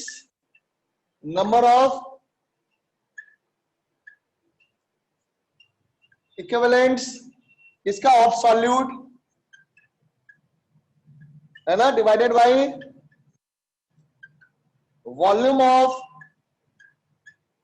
solution in litre. इसको denote किससे करते हैं? एन से। एन से डिनोट करते हैं नॉर्मेलिटी को। Okay, so normality is equal to number of equivalents of the solute divided by volume of the solution in litres. तो इसको लिख लो, है ना, number of equivalent divided by volume of solution in litre. Number of equivalents divided by volume of solution in litre. Is this formula clear? याद हो गया? Sir इसका यूनिट क्या होगा? यूनिट एन, नॉर्मल यूनिट ऐसे हो गया ना, नंबर ऑफ इक्विवेलेंट है तो divided by number of equivalent तो नंबर है। अच्छा, वैसे यूनिट पूछ रहे हो। हाँ, तो यूनिट क्या हो गया? नंबर ऑफ इक्विवेलेंट क्या? It's a number, simply natural number, है ना। नंबर ऑफ इक्विवेलेंट है, इक्विवेलेंट वेट नहीं है बेटा, या इक्विवेलेंट वेट नहीं है, सिंपली नंबर ऑफ इक्विवेलेंट है। तो number of equivalent is dimensionless. क्यों? क्योंकि नंबर ऑफ इक्विवेलेंट क्या होता था? नंबर ऑफ इक्विवेलेंट क्या होता था? मॉलिक्यूलर वेट डिवाइडेड बाय कुछ भी, जैसे मान लो जैसे एसिड है, तो एसिड का हो जाता था molecular weight of acid divided by basicity of acid होता था ना। तो ये जो है सॉरी, ये तो इक्विवेलेंट वेट हो जाता है, मतलब ऐसे हम क्या कर रहे थे? नंबर ऑफ इक्विवेलेंट की बात कर रहे थे, जनरल नंबर ऑफ इक्विवेलेंट। तो मॉलिक्यूलर वेट हो जाएगा molecular weight divided by equivalent, divided by equivalent wait, है ना। नंबर ऑफ इक्विवेलेंट नहीं, नंबर ऑफ इक्विवेलेंट तो निकालना ही है। तो नंबर ऑफ इक्विवेलेंट क्या हम लोग कर लेते थे? Molecular weight by equivalent weight, the basic formula, बिल्कुल the simplest formula that we were taking. तो molecular weight by equivalent weight. तो वेट बाई वेट है ना, तो वेट बाई वेट है यानी कि मास बाई मास है कह लो, तो मास बाई मास है तो ये डायमेंशन लेस हो गया, यूनिट लेस हो गया। तो ये ऊपर वाला तो लेस है और नीचे क्या है, वॉल्यूम है, तो ये क्या हो जाएगा, पर लीटर हो जाएगा। क्या हो जाएगा, पर लीटर, ये पर लीटर हो जाएगा। मोलरिटी में क्या होता था, मोलरिटी में होता था, मोलरिटी में होता था मोल पर लीटर, लेकिन यहां सिंपल हो जाएगा पर लीटर। आप इसको रिप्रेजेंट कैसे करते हैं, एम से, नॉर्मल, इसको क्या पढ़ते हैं, नॉर्मल, है ना, नॉर्मल पढ़ते हैं। नॉर्मलिटी के लिए क्या यूज करते हैं, मोलरिटी के लिए मोलर यूज करते हैं, मोलरिटी के लिए मोल, मोलरिटी, मोलरिटी के लिए मोलल यूज करते हैं, और नॉर्मलिटी के लिए क्या करते हैं, नॉर्मल यूज करते हैं, है ना। वैसे तो पर लीटर है, क्या यूनिट, पर लीटर, लेकिन हम यूज क्या करते हैं, नॉर्मल। क्या यूज करते हैं बेटा, नॉर्मल। कहीं पर लीटर भी लिखा है तो समझ जाओ नॉर्मल। वैसे नॉर्मल है तो नॉर्मलिटी की बात करेगा, पर लीटर में बात नहीं करेगा, है ना। एन ही लिखता है, एन ही यूज करते हैं, समझे। नॉर्मल सॉल्यूशन या तो ऐसे लिखेगा 0.2 n सॉल्यूशन, है ना, या लिखेगा 0.2 नॉर्मल सॉल्यूशन, ठीक है बेटा, ऐसे लिखता है। तो चलो एक क्वेश्चन देख लें इस पे। नॉर्मलिटी बस डेफिनेशन है, number of equivalent of solution divided by volume of solution in litre. आइए, तो ये आप समझते हैं। Let us do one question.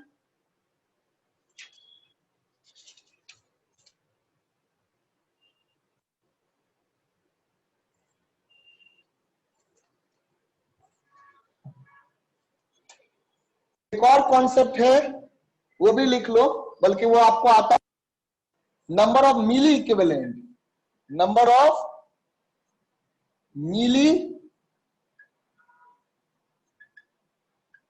Equivalent. Milli equivalent को क्या लिखते हैं, एम ई। ध्यान से देखो, मिली का मतलब क्या होता है, मिली मतलब 10⁻⁻3, तो इक्विवेलेंट कितना मिली इक्विवेलेंट हो जाएगा, 1000, है ना। तो number of milli equivalent will be equal to 1000 into number of, ये याद रहेगा, ये तो बड़ा सीधा सा चीज है, सबको याद रहेगा। मिली इक्विवेलेंट कितना हो जाएगा, मिली equivalent will be 1000 into number of equivalent. जैसे हाँ, जैसे ग्राम है, ग्राम, तो 1 ग्राम कितना मिलीग्राम होता है, 1 ग्राम होता है 1000 मिलीग्राम होता है ना, समझा। Yes, sir. 1000 मिलीग्राम होता है, 1 मीटर 1000 मिलीमीटर होता है ना बेटा। वैसे 1 मिली इक्विवेलेंट क्या हो जाएगा, number of equivalent, number of milli equivalent will be equal to 1000 into number equivalent, यानी कि 1 equivalent will be equal to 1000 milli equivalent, 1 equivalent. Therefore आप क्यों, क्योंकि since 1 equivalent will be to, since 1 equivalent equal to 1000, कभी कभी देता है मिली equivalent, तो कन्वर्ट कर लेना, 1000 मिली इक्विवेलेंट, तो ये याद रखिएगा, 1000 मिली equivalent, 1 equivalent is equal to 1000 milli equivalent. चलो आप क्वेश्चन करो एक।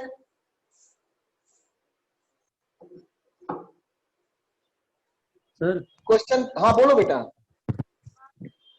सर ये चीज समझ नहीं आई।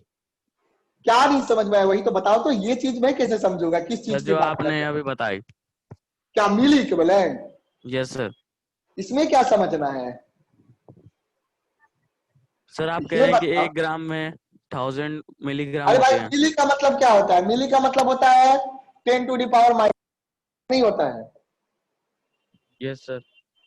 तो भाई ये बताओ, 10 टू द पावर -3 होता है, तो अगर हम कहें 1 मिली इक्विवेलेंट, तो 1 मिली इक्विवेलेंट कितना हो जाएगा, तो मिली की जगह क्या लिख दोगे, 10 टू पावर -3, तो 10 टू द पावर -3 इक्विवेलेंट हो जाएगा। इसमें क्या समझना है बेटा, इसमें तो समझने लायक मुझे नहीं लगता कुछ है। यहाँ से 1 इक्विवेलेंट क्या आ जाएगा, है ना, पर फिर भी मैं समझा दे रहा हूं। 1 इक्विवेलेंट क्या हो जाएगा, 10 टू द पावर -3 डिवाइड हो जाएगा, तो क्या हो जाएगा, 10 to the power 3 milli equivalent हो जाएगा। आ गया समझ में? लेकिन सर आपने सबसे ऊपर तो 100 अभी रुको, 1000 इंटू। अभी रुको बेटा, कहा 1000 इंटू किया है मैंने, ढंग से पढ़ो लैंग्वेज को, स्टेटमेंट गलत पढ़ोगे तो गड़बड़ हो जाएगा ना। ये समझा कि नहीं समझा ये बताओ, ये समझा? Yes sir. यहां मैंने ये कहा लिखा है कि milliequivalent equal to 1000 into equivalent होता है, मैंने वो कहा लिखा है? मैंने लिखा है नंबर ऑफ मिली इक्विवेलेंट कितना होगा, number of milli equivalent will be 1000 into number of equivalent. जैसे कि मान लीजिए आपको दिया हुआ है 2 इक्विवेलेंट, क्या दिया हुआ है? 2 इक्विवेलेंट दिया हुआ है, तो 2 इक्विवेलेंट में कितना मिली इक्विवेलेंट होगा? 2000। 2000। तो वही तो कह रहा हूं। So number of milli equivalent क्या हो जाएगा? अगर मैं 2 इक्विवेलेंट दिया हुआ है तो नंबर ऑफ मिली इक्विवेलेंट क्या हो जाएगा बोलो? नंबर ऑफ मिली, या शॉर्ट में ही लिखो, नंबर ऑफ मिली इक्विवेलेंट क्या हो जाएगा, जल्दी बताओ 2 into बेटा। नंबर ऑफ मिली इक्विवेलेंट क्या हो जाएगा? 2000। कैसे हो जाएगा 2000? 1000 इंटू 2 क्या हो जाएगा? 1000 इंटू 2, 2 क्या है बोलो, क्या है 2? नंबर ऑफ इक्विवेलेंट है। तो ये मैं थोड़ी लिख रहा हूं कि मिली को, ये पहले ये देखो क्या करते हो आप, मुझे समझ में नहीं आता है। लैंग्वेज तो सही रखो बेटा, है ना, लैंग्वेज तो सही करो। नंबर ऑफ मिली इक्विवेलेंट बोल रहा है, इक्विवेलेंट नहीं कह रहा, ये नहीं कह रहा कि milliequivalent equal to 1000 equivalent. Milli equivalent is not equal to 1000 equivalent. वो कह रहा है नंबर ऑफ मिली इक्विवेलेंट कितना होगा, तो नंबर ऑफ मिली इक्विवेलेंट किसी सॉल्यूशन में कितना होगा, जितना नंबर ऑफ इक्विवेलेंट होगा उसमें 1000 मल्टीप्लाई कर देंगे। अगर मैं कहता हूं नंबर ऑफ मिलीग्राम, सुनो तो मिलीग्राम क्या होगा बेटा, नंबर ऑफ मिलीग्राम क्या होगा? मान लीजिए मैंने 10 ग्राम आपको दिया, तो उसमें नंबर ऑफ मिलीग्राम क्या होगा बोलो? 10 ग्राम में नंबर ऑफ मिलीग्राम क्या होगा? 10,000। 10,000 होगा ना, यानी कि 1000 इंटू 10, 10 बाई 1000 करोगे, 10 बाई 1000 नहीं ना करोगे मेरा बेटा? हाँ सर। तो ऊपर वाला लैंग्वेज समझ में आ गया? Yes sir. आ गया ना? ये आपको ये थोड़ी कह रहा है कि milliequivalent equal to 1000 into equivalent, ये कह रहा है नंबर ऑफ मिली इक्विवेलेंट कितना होगा। नंबर ऑफ मिली इक्विवेलेंट क्या होगा? अगर इक्विवेलेंट है, अगर इक्विवेलेंट है तो इक्विवेलेंट में 1000 मल्टीप्लाई कर दो। तो अगर आपने इक्विवेलेंट में 1000 मल्टीप्लाई कर दिया मेरा बेटा, तो क्या हो जाएगा? मिली इक्विवेलेंट मिल जाएगा। Is that clear? बोलो बैंक। Yes sir. अब ऐसा गलती करोगे?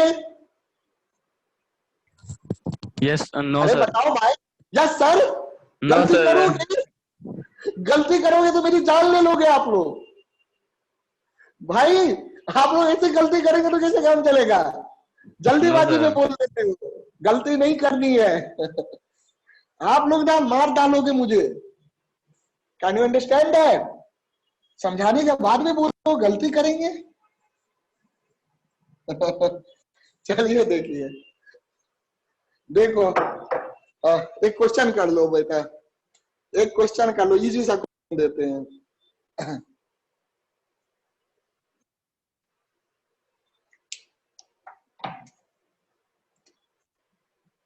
Calculate the number of milli equivalent, short में लिख रहा हूं, आप चाहिए तो लंबा लिख लीजिएगा। Number of milli equivalent of H2SO4। H2SO4 क्या है बताओ तो? एसिड। Sulphuric acid. हाँ तो आता है ना निकालना एसिड का, अब निकालना भी था। Present in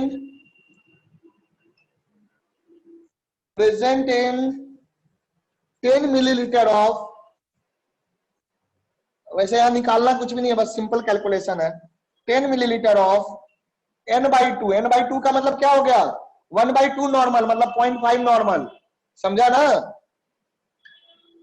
N/2, N/2 H2SO4, समझा बेटा? N/2 का मतलब क्या हो गया? N/2 का मतलब हो गया 0.5 नॉर्मल। चलो जल्दी करो, तुरंत निकालो मेरा बच्चा। 10 मिलीलीटर में कितना होगा ये निकालना है। आ जाएगा? करो, कम ऑन डू इट।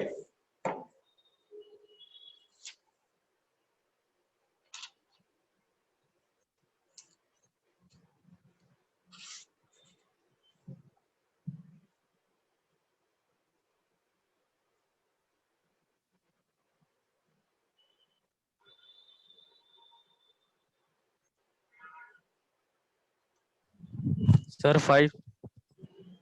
कितना आ गया? 5। Yes sir. 5 is the correct answer.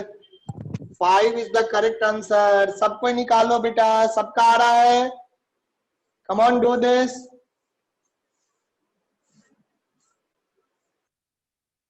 हो गया?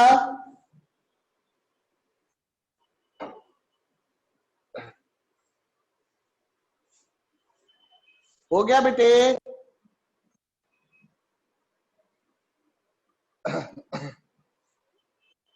नेक्स्ट वीक जब होगा तो हम लोग एक क्लास लेके इस पूरे कॉन्सेप्ट बेसिक खत्म समझ लो। अब आपका बेसिक में कुछ भी नहीं बचा। एक क्लास और लेंगे और प्रैक्टिस करा देंगे, नॉर्मेलिटी पे खत्म हो जाएगा। ठीक है, चलिए नॉर्मेलिटी पे प्रैक्टिस करा देंगे, खत्म हो जाएगा। एक क्वेश्चन मैं भी और फिर मैं क्लास बंद करूंगा। I will give you one more question, then I will over the class. एक क्वेश्चन कम से कम और कर लो आप लोग। आ गया सबका? Everyone got 5?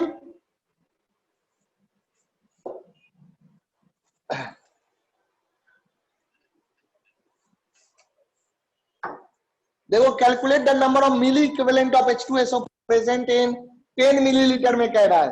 क्या दिया? n/2। n/2 का मतलब 1/2।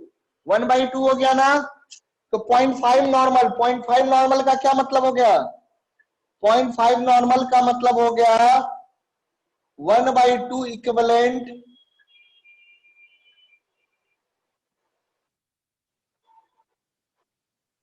इन 1/2 इक्विवेलेंट इन कितना मिलीलीटर?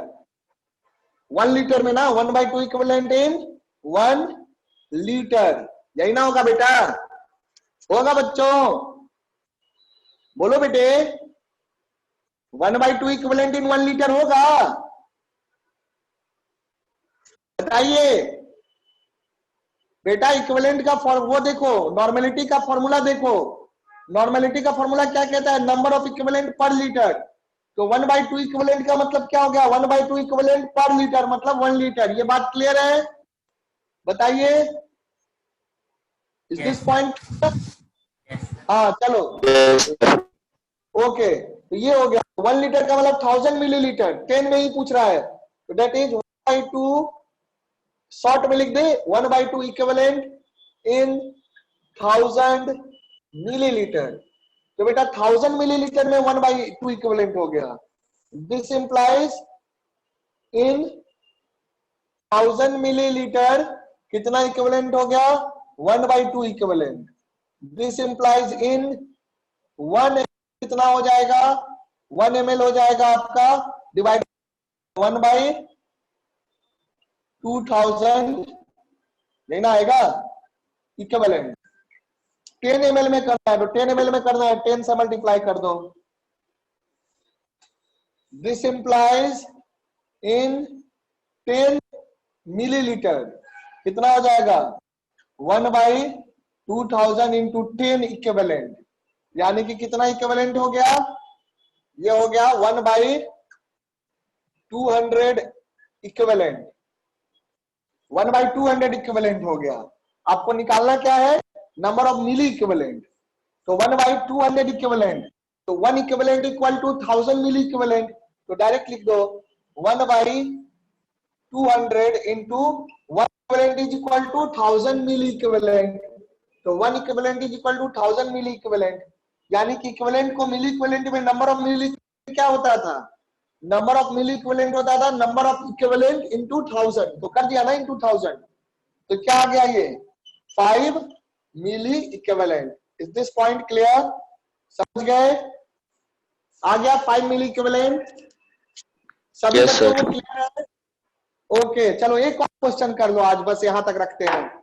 एक और क्वेश्चन कर लो, एक और क्वेश्चन कर लो। तो बढ़िया सा क्वेश्चन देता हूं।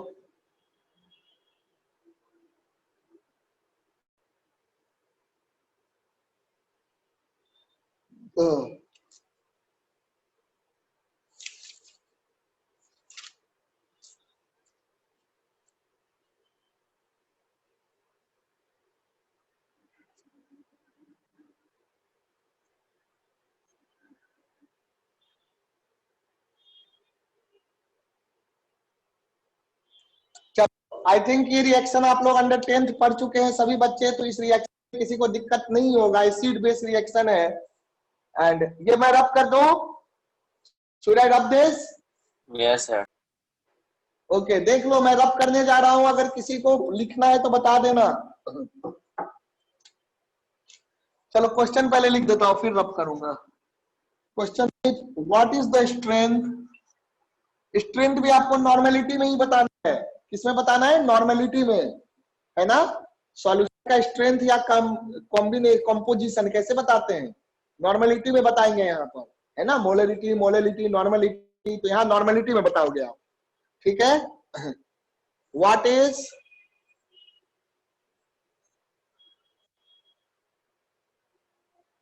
अच्छा, यहाँ ग्राम पर लीटर कह रहा है, जो कह रहा है वही काम करोगे, ठीक है। नॉर्मेलिटी से ग्राम पर लीटर में कन्वर्ट कर लोगे। What is the strength? चलो अगर क्वेश्चन में दिया हुआ है तो जो दिया है वो करोगे। What is the strength in gram per litre? Very good question. Of a solution, of a solution of H2SO4, of H2SO4, of a solution of H2SO4, है ना। 12 cc, 12 cc का मतलब 12 क्यूबिक सेंटीमीटर। ऑफ विच, किसका लिए है 12 cc? H2SO4 के solution का लिए है, समझे। H2SO4 का जो बेटा सॉल्यूशन है ना, उसका 12 क्यूबिक सेंटीमीटर लिए हैं। 12 सेंटीमीटर ऑफ विच न्यूट्रलाइजेज,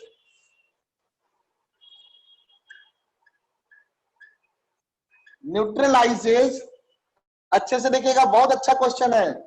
ना बने तो कोई परेशान होने की बात नहीं है, और प्रैक्टिस कराएंगे next week. 15 cc of n/10, n/10 मतलब 0.1 नॉर्मल, n/10 बोले तो क्या हो गया? 0.1 नॉर्मल, समझे ना। n/10 NaOH solution, NaOH solution, तो NaOH सॉल्यूशन का कितना लिए है? 15 cc। n/10 NaOH सॉल्यूशन का कितना वॉल्यूम लिए है? 15 cc। 15 cc को न्यूट्रलाइज कर दे रहा है। कौन कर दे रहा है? 12 cc ऑफ H2SO4 सॉल्यूशन। तो आपको बताना है कि what is the strength. Strength मतलब कंसंट्रेशन क्या है। स्ट्रेंथ कंसंट्रेशन एक ही चीज हुआ, समझे। स्ट्रेंथ बोले, कंसंट्रेशन बोले, सब एक चीज का ही मतलब है बेटा। एक ही चीज के लिए अलग अलग वर्ड यूज होता है। स्ट्रेंथ, कंसंट्रेशन, तो कंफ्यूज मत होइएगा। सबके दिमाग में ये गया? स्ट्रेंथ कंसंट्रेशन दोनों एक ही बात है। गया सबके दिमाग में? बोलो। लैंग्वेज चेंज कर सकता है लेकिन मीनिंग एक ही है। Is this point clear? Please tell me. बोलो मेरा बेटा, स्ट्रेंथ और कंसंट्रेशन एक चीज होता है, ये दिमाग में गया आप लोग के? Yes, sir. Yes, sir. Yes sir.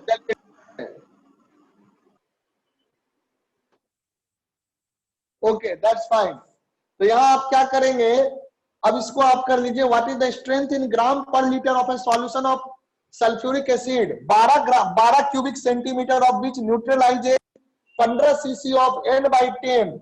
n/10 मतलब 1/10, 0.1 नॉर्मल NaOH सॉल्यूशन। अब करो, सॉल्व करो आप लोग। Come on, solve it. चलिए जल्दी से सॉल्व करिए।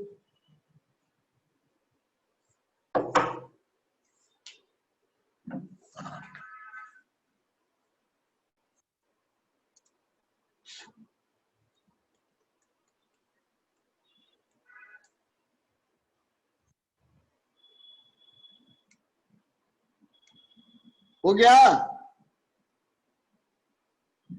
बताओ बेटा।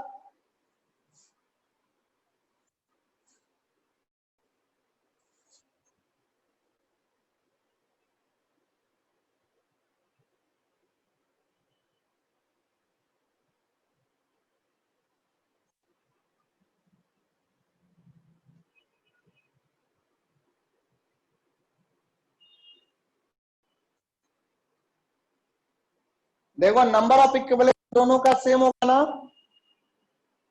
क्योंकि रिएक्शन में आपने क्या पढ़ा, देखो क्या हो रहा है, 12 ग्राम सॉल्यूशन, सॉरी 12 सीसी, ग्राम नहीं, 12 सीसी सॉल्यूशन जो है H2SO4 का 15 सीसी NaOH सॉल्यूशन को न्यूट्रलाइज कर रहा है।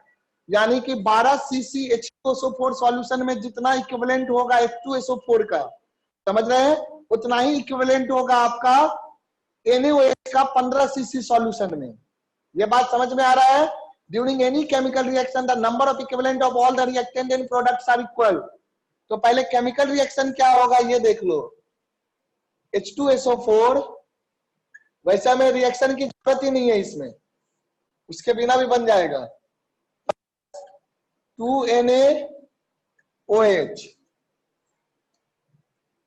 है ना, 2NaOH, ये हो जाएगा Na2SO4 प्लस 2H2O, ये हो गया न्यूट्रलाइजेशन रिएक्शन, यही होगा। तो ये रिएक्शन हो गया। तो अब हम लोग देखेंगे जितना इसका इक्विवेलेंट होगा उतना ही इक्विवेलेंट इसका होगा। मोल से तो हमें कोई मतलब ही नहीं, नंबर ऑफ इक्विवेलेंट से सॉल्व करना देखो कितना आसान है, क्योंकि यहां पर number of equivalent of H2SO4 and number of equivalent will B same, है ना। तो ये आपने कितना लिया है, ये लिया है 12 सीसी, और ये आपको न्यूट्रलाइज कितना हो गया, 15 सीसी, यानी कि 12 सीसी H2SO4 का सॉल्यूशन, प्योर नहीं है ना सॉल्यूशन, 15 सीसी NaOH के सॉल्यूशन से को न्यूट्रलाइज कर देना है ना, सॉल्ट बना देना है। अब हम लोग देखते हैं यहाँ पे NaOH सॉल्यूशन के बारे में इंफॉर्मेशन दिया हुआ है, 0.1 नॉर्मल है, तो 0.1 नॉर्मल में कितना इक्विवेलेंट हो जाएगा, निकल जाएगा। सो number of equivalent of NaOH in 15 cc Sir, solution,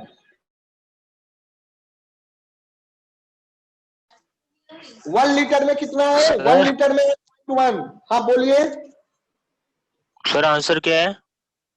answer क्या है मुझे देखना पड़ेगा बेटा, answer is 6.12 gram per litre. तो 6.125। हाँ वही हो गया, सेम सही है, बात बराबर हुआ है ना। Yes sir. यहाँ देखो number of equivalent of NaOH in 15 CC solution, number of NaOH in 15 CC solution क्या हो जाएगा आपका, कितना दिया है, 0.1 नॉर्मल है, 0.1 नॉर्मल कितने में होगा, 0.1 नॉर्मल कितने में होगा, जल्दी बताओ कितने वॉल्यूम में होगा, देव कितने वॉल्यूम में 0.1 नॉर्मल होगा,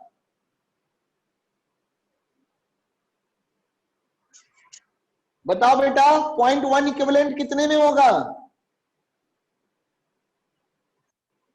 बेटा, 0.1 नॉर्मल का क्या मतलब हुआ, फॉर्मूला याद रखोगे, Dev can you listen me, Yes, sir. मैं पूछ रहा हूं बेटा कि अगर 0.1 नॉर्मल है सॉल्यूशन तो इसका क्या मतलब हुआ, इसका मतलब हुआ ना 0.1 equivalent in 1 litre, Yes, sir. 1/10 equivalent in 1 liter. 1 equivalent in 1 litre हुआ ना। डेफिनेशन याद रखना पड़ेगा, क्लास के बाद याद कर हाँ, लीजिएगा कि नंबर ऑफ इक्विवेलेंट क्या, नॉर्मेलिटी क्या होता है, number of equivalent divided by volume in litre. Volume in liter. हाँ तो 1 लीटर में कितना होगा, जो नॉर्मेलिटी होगा वही होगा। तो 0.1 इक्विवेलेंट कितने में हो गया, 1000 में हो गया, तो पर ml कितना हो जाएगा, पर ml हो जाएगा 0.1/1000, और कितना सीसी दिया है, 15 सीसी दिया है, तो इंटू 15 इतना इक्विवेलेंट हो जाएगा। तो ये कितना आ जाएगा, ये आपको आ जाएगा 1.5 इंटू 10⁻³ इक्विवेलेंट, यानी कि 1.5 मिली इक्विवेलेंट कह सकते हो, 10⁻³ मतलब मिली इक्विवेलेंट हो गया। तो देखो number of equivalent of NaOH, number of NaOH in 15 CC solution क्या हो गया, नंबर ऑफ इक्विवेलेंट ऑफ हो गया 1.5 मिली इक्विवेलेंट, है ना। और 15 सीसी Na, ध्यान से सुनिएगा इस बात को, 15 सीसी NaOH किससे रिएक्ट किया, 12 सीसी H2SO4 से, CH. तो यानी कि 12 CCH2SO4 में भी बराबर इक्विवेलेंट होगा, क्योंकि during chemical reaction equal equivalent of product sorry reactant A combined with the Reactant equal of- equivalent yes, of sir. Reactant B to give equal product, है ना। तो यानी कि Yes, sir. Therefore number of equivalent of H2SO4, number of equivalent of H2SO4 क्या हो जाएगा, number of equivalent of H2SO4 in 12 cc, 12 cc में कितना हो जाएगा बेटा जल्दी बताओ, 12 cc में हो जाएगा 1.5 इंटू 10⁻³ इक्विवेलेंट ना, यानी कि 1.5 मिली इक्विवेलेंट हो जाएगा। 12 cc क्या, अब का आपको पूछ क्या रहा है, क्या पूछ रहा है, what is the strength in gram per litre, तो 1 लीटर में कितना हो जाएगा ये देखते हैं। Therefore number of equivalent A of H2SO4 in 1 litre, 1 litre में क्या होता है 1000 cc, तो 1000 cc में कितना हो जाएगा, 12 cc में इतना है, तो 1.5 इंटू 10⁻³ बाई 12 इंटू 1000, यही ना आएगा, 1.5 इंटू 10⁻³ डिवाइडेड बाई 12, ये 1 cc में हो गया, तो 1000 cc में क्या हो जाएगा, 1 लीटर मीन्स 1000 cc, तो इंटू 1000 तो ये क्या हो जाएगा, ये हो जाएगा 1.5 डिवाइडेड बाई 12, 1.5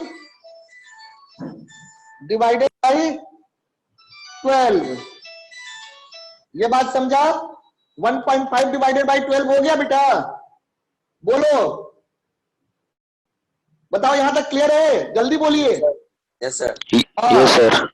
जल्दी करो बेटा, बताया करो जल्दी जल्दी, तो ये हो गया, तो ये हो गया 1 लीटर में, तो ये नंबर ऑफ इक्विवेलेंट आ गया, तो मास कैसे निकलेगा, मास निकलेगा number of equivalent into equivalent weight निकलेगा,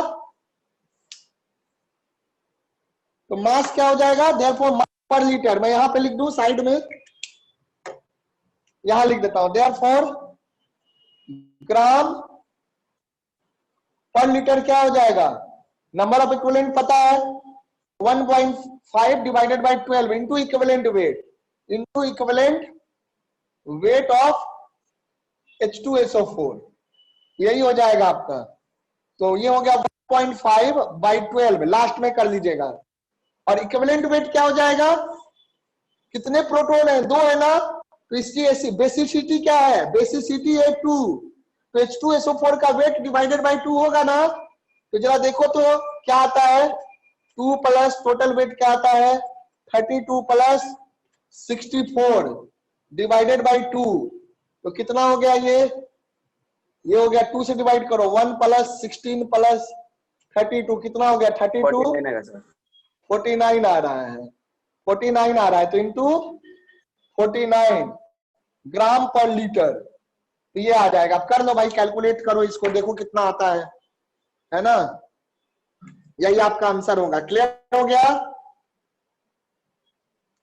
बोलो बच्चों क्लियर हो गया ये, Yes, sir. ओके, अभी को क्लियर है, देव, हाँ sir. अर्पित, Yes, sir. Clear है. Sujal, Yes, sir. Piyush, yes sir. चलो बेटा अच्छे से रिवाइज कर लेना इस क्वेश्चन को, और क्वेश्चंस मैं भेजता हूं शाम तक।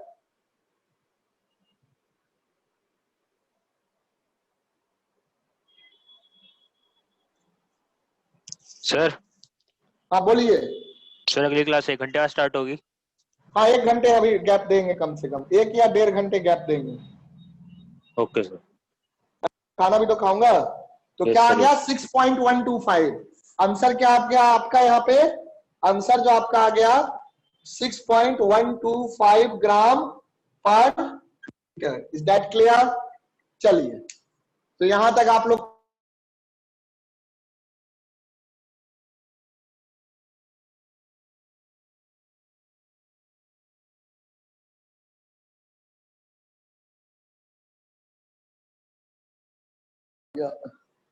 हाँ हो गया बेटा? 1 मिनट से नोट कर। हाँ कर लो अच्छे से समझ के। सर हाँ बोलो बेटा। सर आप लॉगरिथम के क्वेश्चन दोबारा भेजोगे क्या, वही वाले करने हैं जो आपने भेज रखे हैं? वो तो कर लो और भेजूंगा, बहुत सारे भेजूंगा आज रात तक थोड़े में, मैं गलत- बहुत सारे, उसमें थोड़े गलत है तो कोई मैंने आज डिस्कस कर दिया ना, बाकी अब कोई गलत नहीं है। आज नहीं है मैंने बाकी फिर से जो, गलत। हाँ बेटा, और कोई गलत नहीं है सर? हाँ बेटा, सर उसमें और कोई गलत नहीं है? नहीं नहीं आगे फिर कोई गलत नहीं है, मैंने उसमें जो क्वेश्चन सही थे वो कर दिया, एक दो आज दिख गया ना, उसके अलावा और कुछ गलत नहीं है ना। आप सीख गए ना, आपको कोई गलती लगेगा तो मुझसे पूछ लेना, ठीक है? Yes sir.